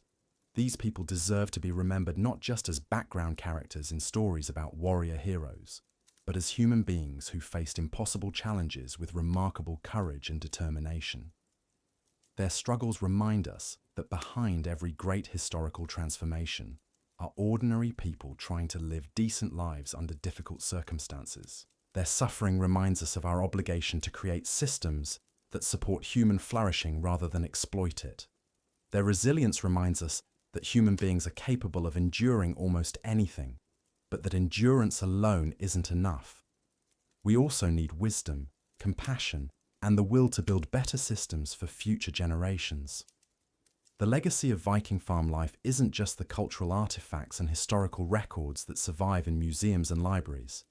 It's the ongoing challenge of creating societies that balance individual freedom with collective responsibility, that promote prosperity without destroying the environment, and that provide opportunities for human flourishing without requiring some people to suffer so that others can thrive. The specific circumstances that created the nightmare of Viking agricultural life are gone, but the fundamental questions remain. How do we organize our communities to support human welfare? How do we balance immediate needs with long-term sustainability? How do we create systems that bring out the best in human nature rather than the worst? The answers to these questions matter not just for understanding the past, but for building a future that honors the struggles and sacrifices of all the ordinary people who came before us. The few children who managed to survive to adulthood in these communities carried psychological scars that would define the rest of their lives. They had learned that human relationships were fundamentally transactional, that love was a luxury that could be withdrawn at any moment when resources became scarce, and that the only reliable protection against suffering was the ability to inflict suffering on others. These traumatized survivors became the adults who would perpetuate the cycle of violence and desperation that defined Viking society. They raised their own children with the same harsh pragmatism that had kept them alive, teaching the next generation to expect nothing from life except struggle and early death. The result was a culture that was trapped in patterns of behavior that had once been necessary for survival, but that continued long after they had become self-destructive. The marriage customs that emerged from this environment reflected the brutal economics of survival in ways that are almost impossible for modern people to understand. Women weren't just traded like livestock.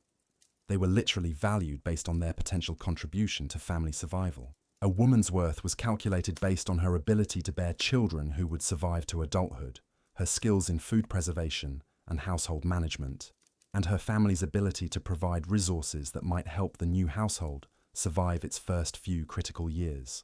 But here's what makes this even more heartbreaking. Women often had no choice but to participate in their own commodification. In a world where being unmarried meant almost certain death, women had to market themselves based on their survival skills rather than their personal qualities. They had to prove that they could work 16-hour days during harvest season, that they could keep children alive during famines, that they could manage households under conditions that would break most modern people within weeks. The wedding ceremonies themselves were often somber affairs that resembled business transactions more than celebrations of love. Families would negotiate the terms of resource sharing, establish protocols for decision-making during crises, and create detailed agreements about what would happen if the marriage failed or if one partner died. Romance was a luxury that few people could afford when every relationship was ultimately about survival. The sexual dynamics within these marriages were shaped entirely by the brutal realities of Viking farm life. Women were expected to bear as many children as possible, not because large families were desired, but because infant mortality rates were so high that having many children was the only way to ensure that some would survive to adulthood. Pregnancy and childbirth were incredibly dangerous under the conditions that Viking farmers lived in. But the alternative, having no surviving children to support aging parents, was even more dangerous. The archaeological evidence shows that many Viking women died in childbirth or from complications related to repeated pregnancies under conditions of severe malnutrition. The skeletal remains tell stories of women who gave birth to child after child, while their own bodies were literally consuming themselves to provide nutrition for developing babies. These weren't women who died because medical knowledge was lacking. They died because the social system demanded that they sacrifice their own health and lives to produce the next generation of workers. The children who survived this brutal reproductive system were often born into families that were already stretched beyond their capacity to provide adequate care. Parents who were working themselves to death trying to keep the family alive had little time or energy for the kind of nurturing that children need for healthy development. The result was generations of children who were raised more like livestock than human beings, valued primarily for their labour potential and their ability to contribute to family survival. Child labour wasn't just common in Viking farming communities, it was absolutely essential for family survival. Children as young as 4 or 5 were expected to contribute meaningfully to household tasks, and by the age of 8 or 10, they were doing the same backbreaking work as adults. The idea that children deserved protection, education, or even basic care was completely foreign to communities where every member had to earn their keep or risk being abandoned. The psychological development of children raised under these conditions was inevitably distorted in ways that affected them for the rest of their lives.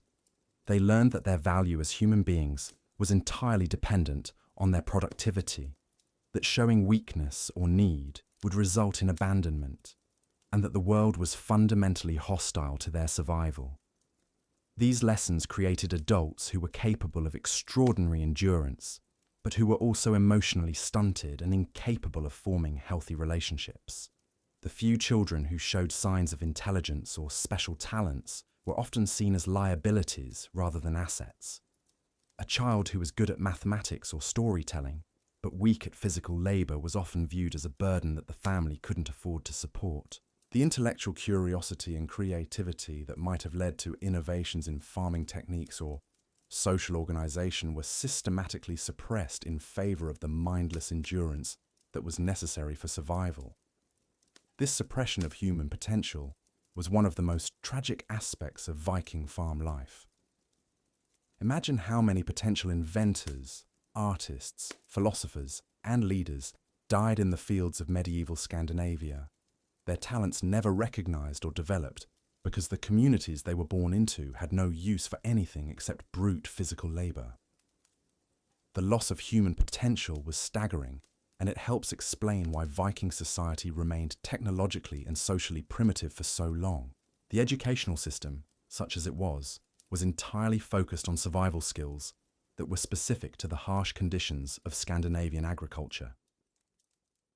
Children learned to read weather patterns, to identify edible plants, to preserve food for winter storage, and to make tools from whatever materials were available. But they didn't learn to read or write. They didn't learn about the wider world beyond their immediate community. And they certainly didn't learn to think critically about the systems that kept them trapped in poverty. This deliberate limitation of education served the interests of the ruling class, who depended on keeping farmers ignorant and isolated. An educated farming population might have recognized that their suffering wasn't inevitable, that other societies had found better ways of organizing agriculture and distributing resources. They might have demanded changes that would have threatened the power and privilege of the jarls and emerging kings who benefited from the current system. The result was a population that was capable of incredible endurance and practical skill, but that was almost completely ignorant of alternatives to their current way of life. They knew everything about surviving in the harsh conditions of medieval Scandinavia, but they knew almost nothing about the political, economic, and social forces that had created those conditions in the first place. The religious beliefs that emerged from this environment reflected the desperation and hopelessness that characterized daily life for most Viking farmers. The Norse gods weren't benevolent protectors who rewarded virtue and punished evil. They were capricious, violent beings who were just as likely to destroy you as help you, regardless of how faithful or moral you were. This wasn't accidental theology. It was a religious system that accurately reflected the lived experience of people who knew that disaster could strike at any moment for no reason at all.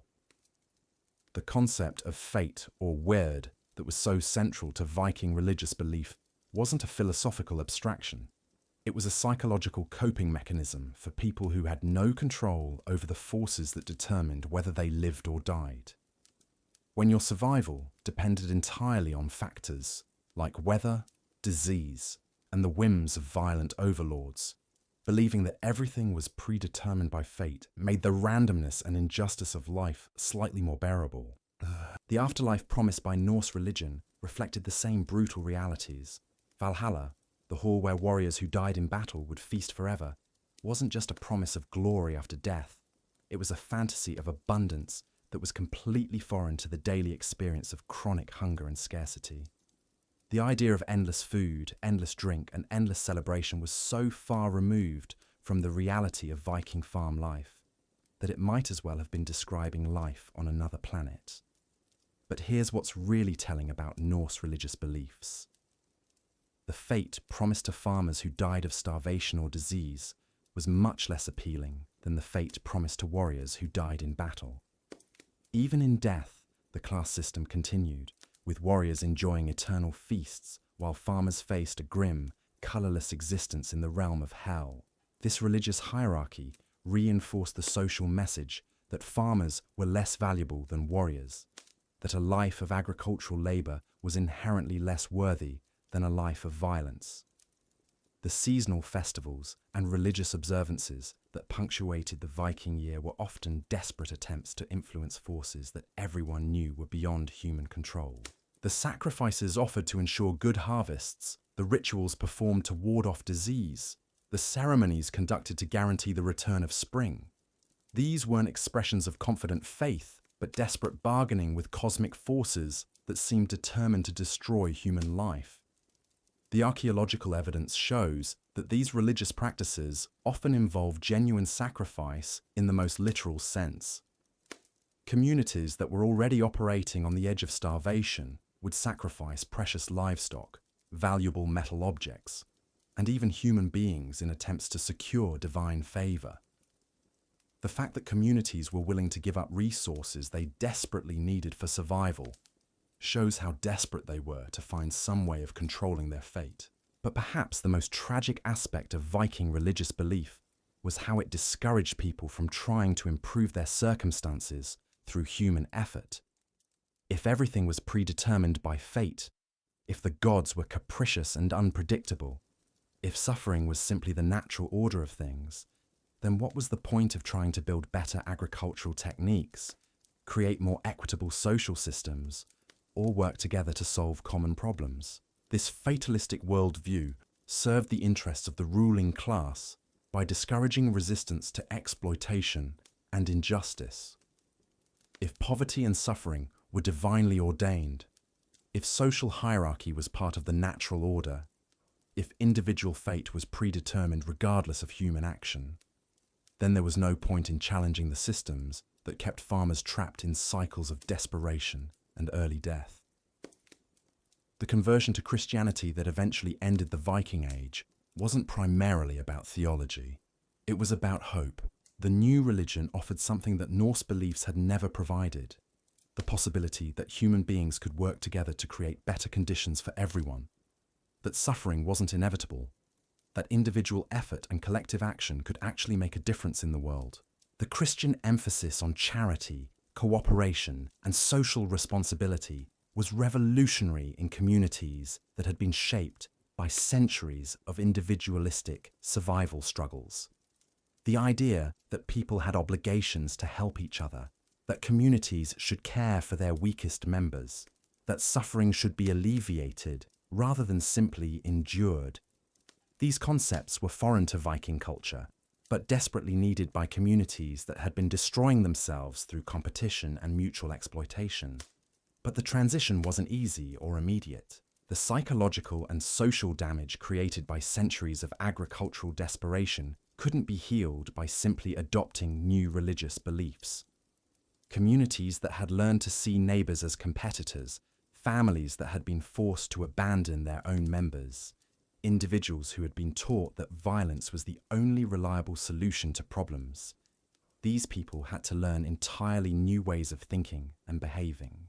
The legal and political systems that emerged during the transition period reflected this complicated process of social transformation. The new laws attempted to protect farmers from the kind of exploitation that had characterized the Viking Age, but they also had to deal with populations that had been shaped by generations of violence and mistrust. creating stable, cooperative communities from the wreckage of Viking agricultural society was one of the most challenging social engineering projects in European history. The economic changes were equally complex and difficult. The new systems attempted to create more sustainable forms of agriculture and more equitable distributions of resources, but they had to work with land that had been degraded by centuries of primitive farming techniques and populations that had been reduced by generations of warfare, disease, and emigration. Recovery was slow and often incomplete, with many regions taking centuries to regain the population levels and agricultural productivity that had existed before the Viking Age. The environmental restoration that was necessary to support sustainable agriculture was a massive undertaking that required coordinated effort across multiple generations. Forests had to be replanted, soil had to be restored, and sustainable farming practices had to be developed and implemented. This work required exactly the kind of long-term thinking and cooperative planning that had been impossible under the old system of individualistic survival struggles. The cultural transformation was perhaps the most difficult aspect of the transition. People who had been raised to expect nothing but suffering, who had learned to suppress empathy and compassion as survival mechanisms, who had been taught that violence was a normal part of daily life, these people had to learn to trust each other, to work together for common goals, and to believe that human effort could actually improve the world. The process of rebuilding social trust in communities that had been torn apart by centuries of desperation and mutual exploitation was incredibly difficult and often unsuccessful. Many communities never fully recovered from the social damage created during the Viking Age, and the legacy of mistrust and violence continued to affect Scandinavian society for centuries after the official end of the Viking period. But the communities that did manage to make the transition successfully created something genuinely new in European history. Societies that were explicitly designed to prevent the kind of human suffering that had characterized the Viking Age. The emphasis on social solidarity, collective welfare, and environmental sustainability that characterizes modern Scandinavian societies can be traced directly back to the lessons learned from the failure of Viking agricultural communities. The irony is that the very qualities we admire about modern Scandinavian societies, their commitment to equality, their environmental consciousness, their emphasis on cooperation and social welfare, were created as direct reactions to the brutal individualism and environmental destruction that had defined the Viking Age. The success of modern Scandinavia is built on a conscious rejection of the values and systems that had made life so miserable for their Viking ancestors. Understanding this history helps explain why environmental protection and social welfare are so important to modern Scandinavian identity. These aren't just political preferences or cultural quirks. They're survival strategies developed by societies that have experienced firsthand what happens when environmental degradation and social inequality are allowed to run unchecked. The memory of Viking agricultural collapse serves as a powerful reminder of what's at stake when societies prioritize short-term gains over long-term sustainability. The story of Viking farmers is ultimately a story about choices. The choices that individuals make when faced with impossible circumstances, and the choices that societies make about how to organize themselves and distribute resources. The farmers who struggled and died in medieval Scandinavia weren't victims of natural disasters or inevitable historical forces.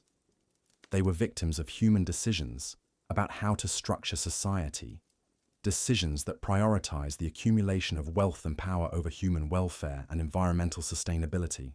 The specific circumstances that created the nightmare of Viking agricultural life are gone, but the fundamental questions remain as relevant today as they were 1,000 years ago. How do we organize our communities to support human flourishing rather than exploit it?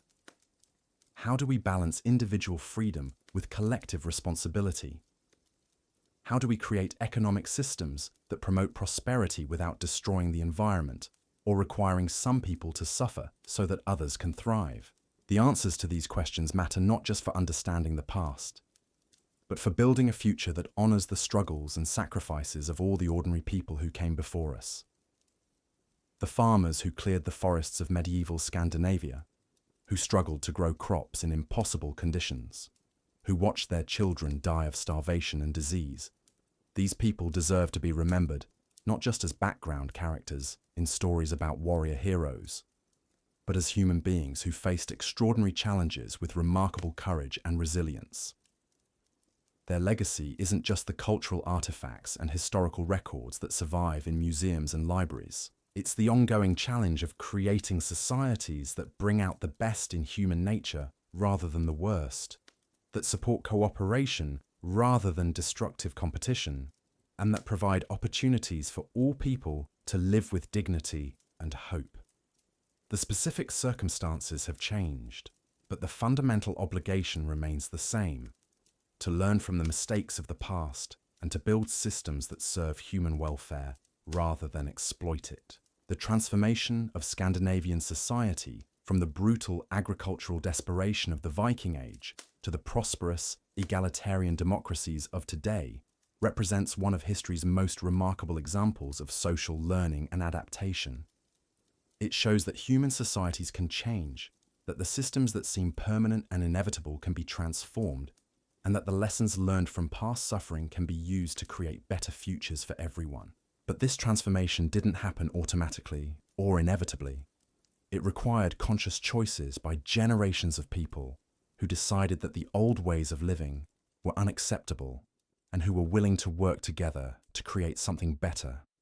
It required the kind of long-term thinking and cooperative effort that had been impossible under the conditions of Viking agricultural life, but that became possible once communities developed the social trust and institutional frameworks necessary for collective action. The success of this transformation offers hope for our own time when we face challenges that are different in their specifics, but similar in their fundamental nature to those that confronted Viking farmers. Like them, we live in a world where individual communities are struggling with problems that can only be solved through collective action. Like them, we face the challenge of balancing immediate survival needs with long-term sustainability. Like them, we must choose between systems that promote cooperation and mutual aid and systems that encourage destructive competition and exploitation. The story of Viking farmers reminds us that these choices matter, that the systems we create have real consequences for real people, and that the suffering created by bad systems is neither inevitable nor acceptable. Their struggles and sacrifices call us to do better, to learn from their experience, and to create societies that honor human dignity and promote human flourishing for everyone, not just the privileged few. The psychological warfare that these communities waged against their own children was perhaps the most insidious aspect of the entire system. Parents, who had been broken by decades of impossible choices, found themselves perpetuating the same patterns of emotional abuse that had destroyed their own childhoods. They convinced themselves that they were preparing their children for the harsh realities of life, but what they were actually doing was systematically destroying their children's capacity for hope, creativity, and emotional connection. Children learned that expressing needs or desires was dangerous because it marked them as weak and expendable.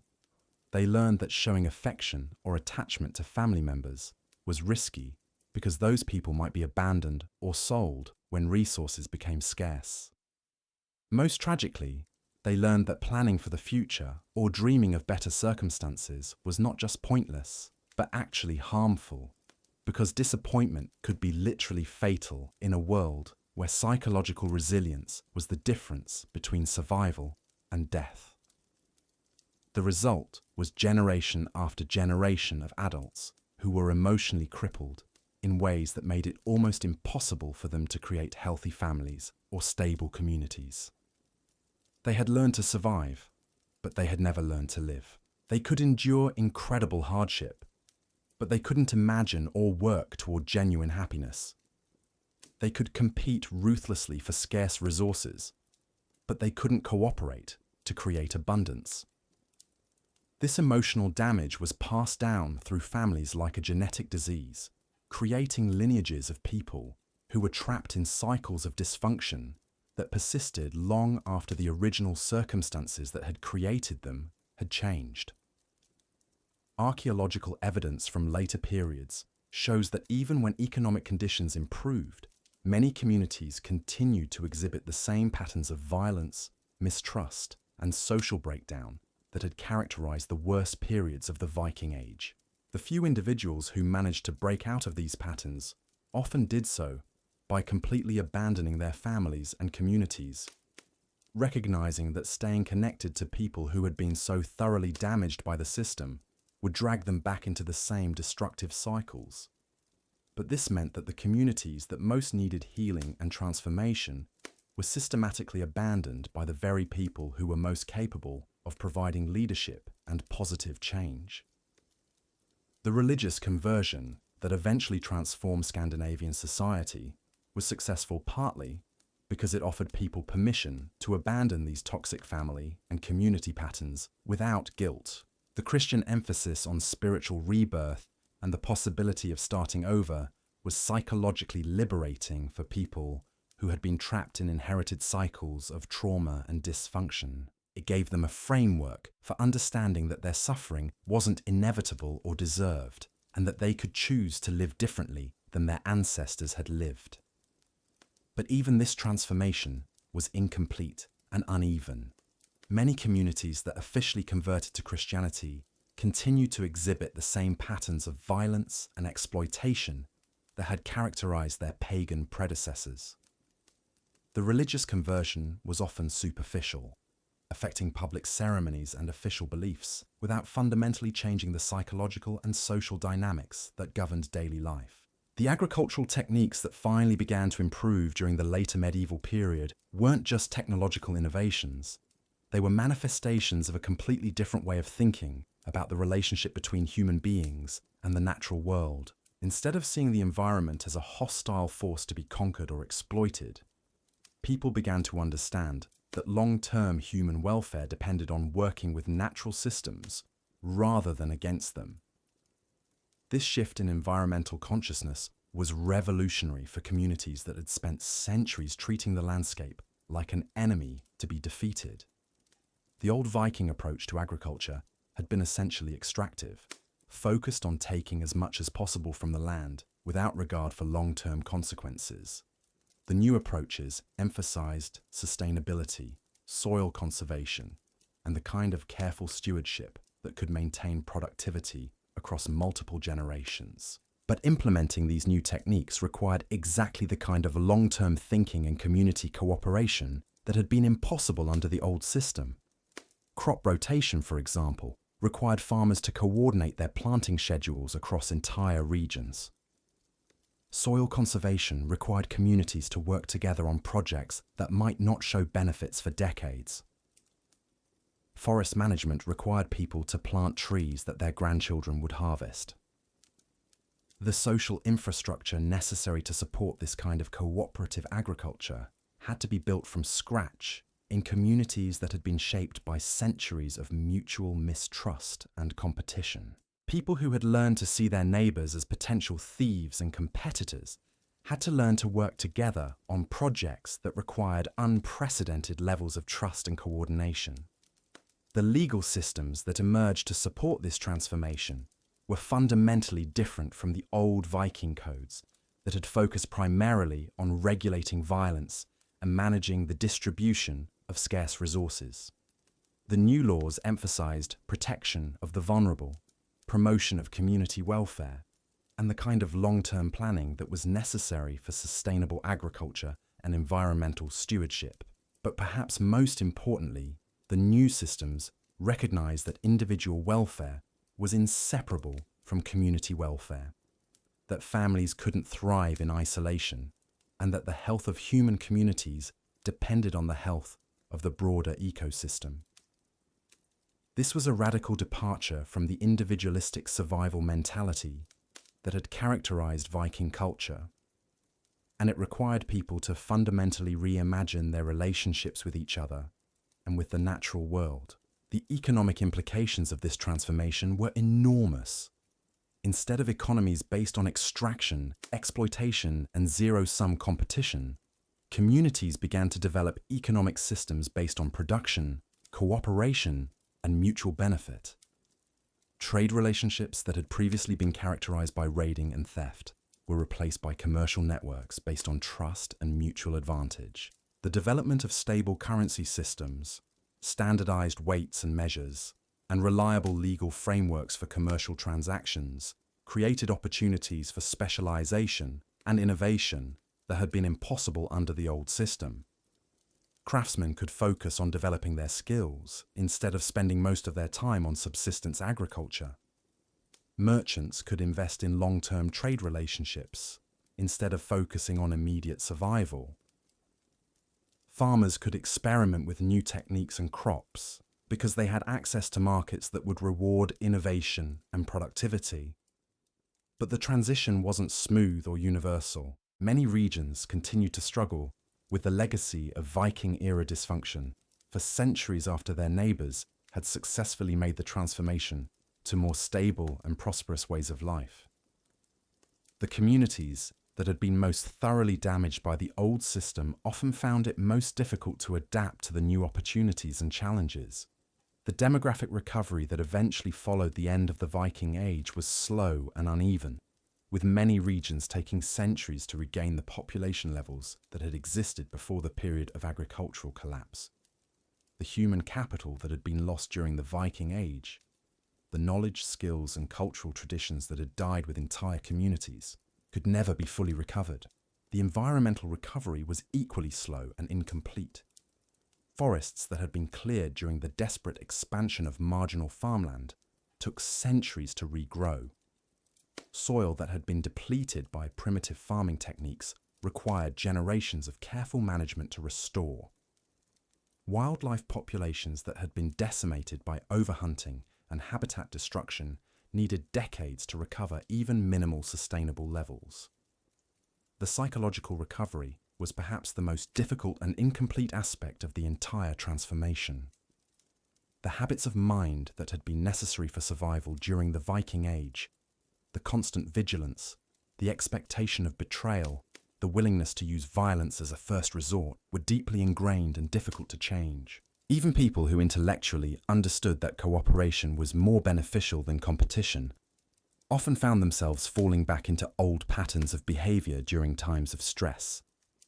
The cultural memory of the Viking Age continued to influence Scandinavian society in complex ways, long after the actual conditions that had created Viking culture had disappeared. The stories and legends that celebrated Viking warriors and their exploits served partly as cautionary tales about what happened when societies prioritized violence over cooperation, but they also sometimes romanticized the very behaviors and attitudes that had made life so miserable for ordinary people during that period. The process of learning to live with abundance instead of scarcity was surprisingly difficult for communities that had been shaped by centuries of desperate resource competition. People who had learned to hoard every scrap of food, every useful tool, every bit of warmth or comfort, had to learn that sharing resources could actually increase everyone's welfare. Families that had been forced to make terrible choices about which members to keep and which to abandon had to learn to value all their members and to create systems that could support everyone. The development of social safety nets, systems for caring for the elderly, the disabled, and the unemployed, was revolutionary for communities that had been forced to abandon anyone who couldn't contribute to immediate survival needs. The idea that society had obligations to its most vulnerable members was foreign to people who had been raised to believe that weakness was a luxury no one could afford. But perhaps the most profound change was the gradual recognition that human potential was valuable in itself, not just as a means to survival. Communities began to invest in education, arts, and intellectual development, not because these things were immediately useful for farming or fighting, but because they enhanced human life and contributed to the overall welfare of society. The emergence of literacy, formal education, and cultural institutions marked a fundamental shift from the survival-focused mentality of the Viking Age to a broader understanding of what human life could be. Children who had once been valued only for their labor potential began to be seen as individuals with unique talents and possibilities that deserved to be developed and celebrated. The artistic and intellectual achievements that eventually emerged from transformed Scandinavian communities were remarkable, partly because they represented such a complete departure from the cultural impoverishment of the Viking Age. Literature, music, architecture, and philosophy flourished in societies that had once been too focused on mere survival to invest in anything beyond immediate necessities. But these achievements also carried within them the memory of what had been lost during the centuries of agricultural desperation. The themes of struggle, sacrifice, and redemption that characterized much Scandinavian art and literature reflected the collective trauma of communities that had experienced firsthand what happened when human societies failed to support human flourishing. The political systems that emerged from this transformation were explicitly designed to prevent the kind of exploitation and social breakdown that had characterized the Viking Age.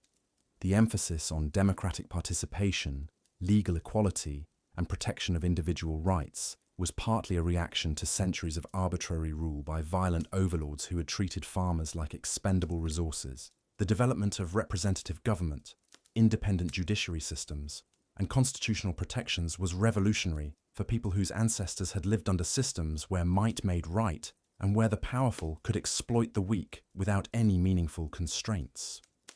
The idea that political authority should serve the welfare of ordinary people rather than simply extracting resources from them was foreign to communities that had been shaped by centuries of predatory governance.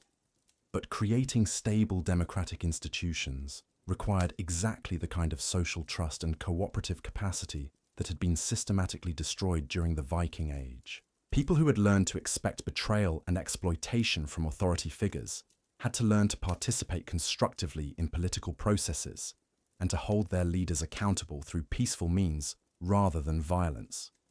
The economic prosperity that eventually characterized transformed Scandinavian societies was built on foundations that would have been impossible during the Viking Age. The investment in education, infrastructure, and long-term development required the kind of social stability and cooperative capacity that had been completely absent from communities focused on short-term survival. The development of sophisticated financial systems, industrial technology, and international commerce was possible only because communities had learned to work together on complex projects that required unprecedented levels of trust and coordination.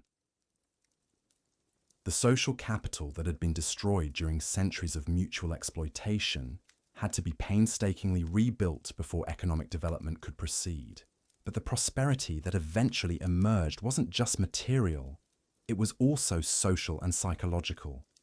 Communities that had once been characterized by violence, mistrust, and despair became known for cooperation, social solidarity, and optimism about the future. The transformation was so complete that it's sometimes difficult to recognize the connection between modern Scandinavian societies and their Viking predecessors. The environmental policies that became characteristic of modern Scandinavian societies reflected hard-learned lessons about the consequences of treating the natural world as an inexhaustible resource to be exploited without regard for long-term sustainability. The commitment to conservation, renewable energy, and environmental protection was partly a reaction to the environmental degradation that had contributed to the collapse of Viking agricultural communities. The social welfare systems that became hallmarks of Scandinavian democracy were explicitly designed to ensure that no one would ever again face the kind of desperate choices that had characterized life during the Viking Age. The commitment to universal healthcare, education, and economic security was partly a collective promise that society would never again abandon its most vulnerable members. But these achievements weren't inevitable or automatic. They required conscious choices by generations of people who decided that the old ways of living were unacceptable and who were willing to work together to create something better. The transformation from Viking desperation to modern prosperity was the result of human agency, not historical inevitability.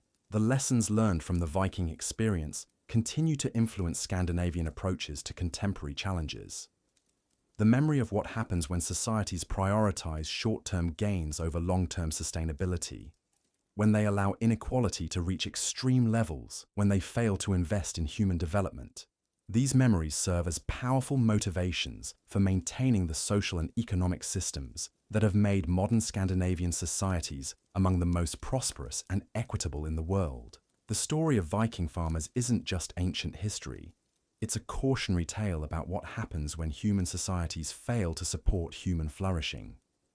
The specific circumstances that created the nightmare of Viking agricultural life are gone, but the fundamental challenges remain relevant to our own time. How do we organize our communities to promote cooperation rather than destructive competition? How do we balance individual needs with collective welfare? How do we create systems that serve human dignity rather than exploit it? The transformation of Scandinavian society from the brutal desperation of the Viking Age to the prosperous democracy of today shows that human societies can learn from their mistakes and create better futures for everyone. But this transformation didn't happen automatically. It required conscious effort by people who were willing to challenge existing systems and work together to build something better. The farmers who struggled and died in the fields of medieval Scandinavia couldn't imagine the world their descendants would create, but their suffering wasn't meaningless. Their struggles taught lessons that eventually helped create societies that were explicitly designed to prevent the kind of human misery that had characterized their lives. Their legacy isn't just the archaeological remains that survive in museums, but the ongoing commitment to human welfare and dignity that continues to shape Scandinavian society today. Understanding this history helps us recognize that the systems we live under today are also the products of human choices, and that different choices might lead to different outcomes.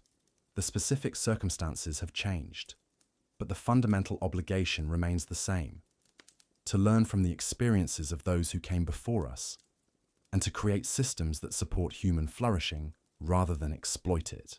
The Viking farmers who lived and died in impossible circumstances deserve to be remembered not as supporting characters in stories about warrior heroes, but as human beings who faced extraordinary challenges with remarkable resilience.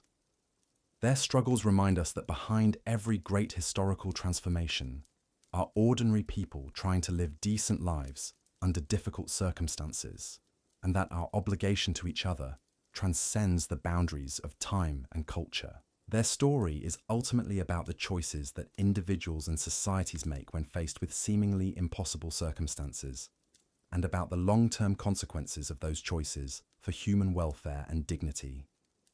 It's a story that has lessons for us today as we face our own challenges of environmental degradation, economic inequality, and social division. The answers to these challenges won't be found in the specific solutions that worked for medieval Scandinavians, but in the broader principles that guided their eventual transformation. The recognition that human welfare depends on cooperation rather than competition, that individual flourishing is inseparable from community flourishing, and that the systems we create today will determine the kind of world our descendants inherit. The legacy of Viking farm life continues to shape our understanding of what human beings are capable of enduring and what they deserve to hope for.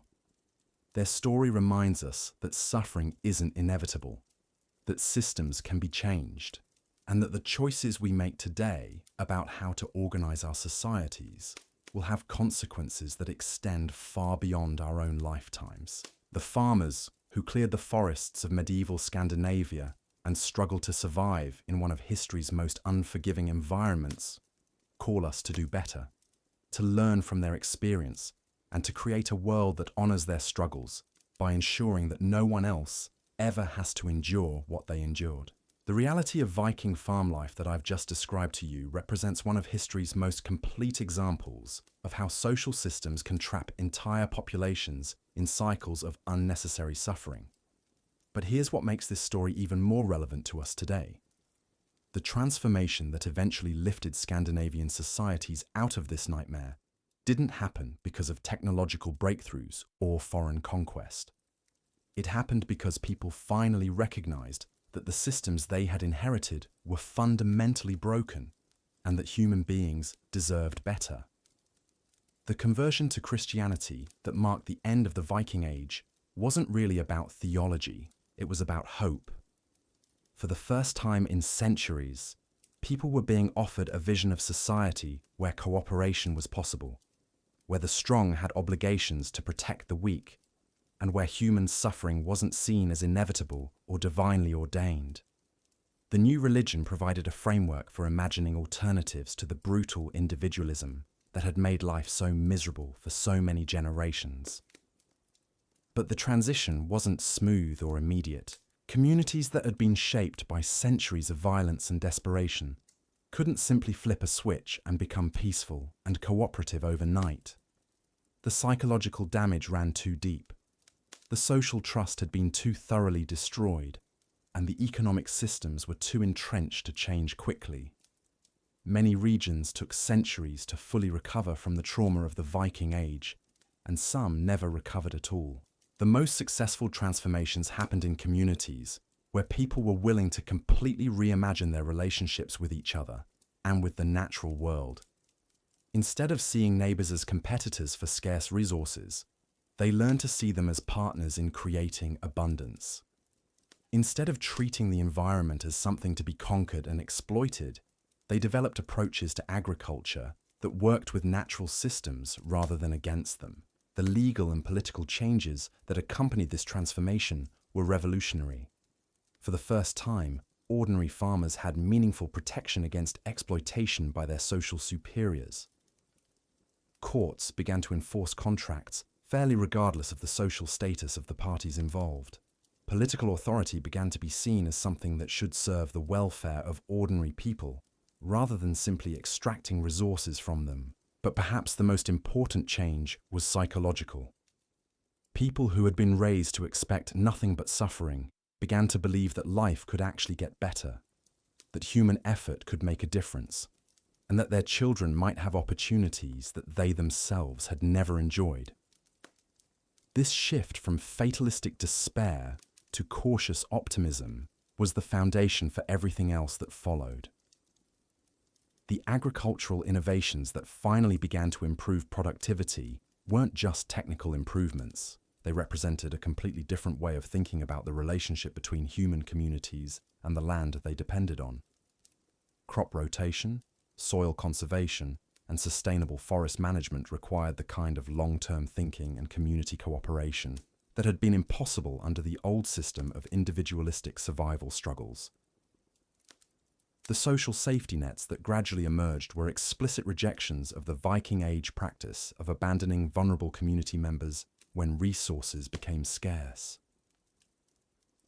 The idea that society had obligations to care for children, the elderly, the sick, and the disabled was revolutionary for people whose ancestors had been forced to make terrible choices about which family members they could afford to keep alive. The economic prosperity that eventually characterized transformed Scandinavian societies was built on principles that would have been completely foreign to Viking farmers. Instead of zero-sum competition, where one person's gain required another person's loss, communities developed economic systems based on mutual benefit and shared prosperity. Trade relationships that had once been characterized by raiding and theft were replaced by commercial networks based on trust and cooperation. But this transformation didn't happen automatically or inevitably. It required conscious choices by generations of people who decided that the old ways of living were unacceptable and who were willing to work together to create something better. The success of modern Scandinavian societies isn't the result of natural evolution or cultural superiority. It's the result of hard-won lessons learned from centuries of unnecessary suffering. The environmental consciousness that characterizes modern Scandinavia reflects a deep understanding of what happens when short-term survival needs override long-term sustainability. The commitment to renewable energy, conservation, and environmental protection isn't just political preference. It's a survival strategy developed by societies that have experienced firsthand the consequences of environmental degradation and resource depletion.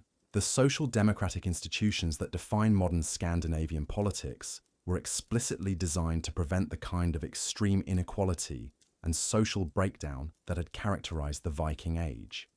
The emphasis on democratic participation, workers' rights, and social welfare represents a collective commitment to ensuring that no one ever again faces the kind of desperate choices that had defined life for Viking farmers. Understanding this history helps explain why these societies have been so successful at creating prosperity while maintaining social cohesion and environmental sustainability. They aren't just following abstract principles of good governance, they're implementing lessons learned from their own historical experience of what happens when societies fail to support human flourishing. The story of Viking farmers is ultimately a story about human resilience and the possibility of transformation.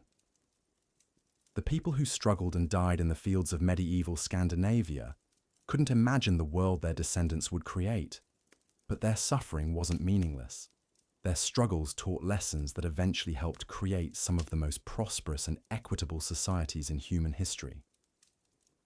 But this story is also a warning about what happens when we allow systems to persist that prioritize the accumulation of wealth and power over human welfare.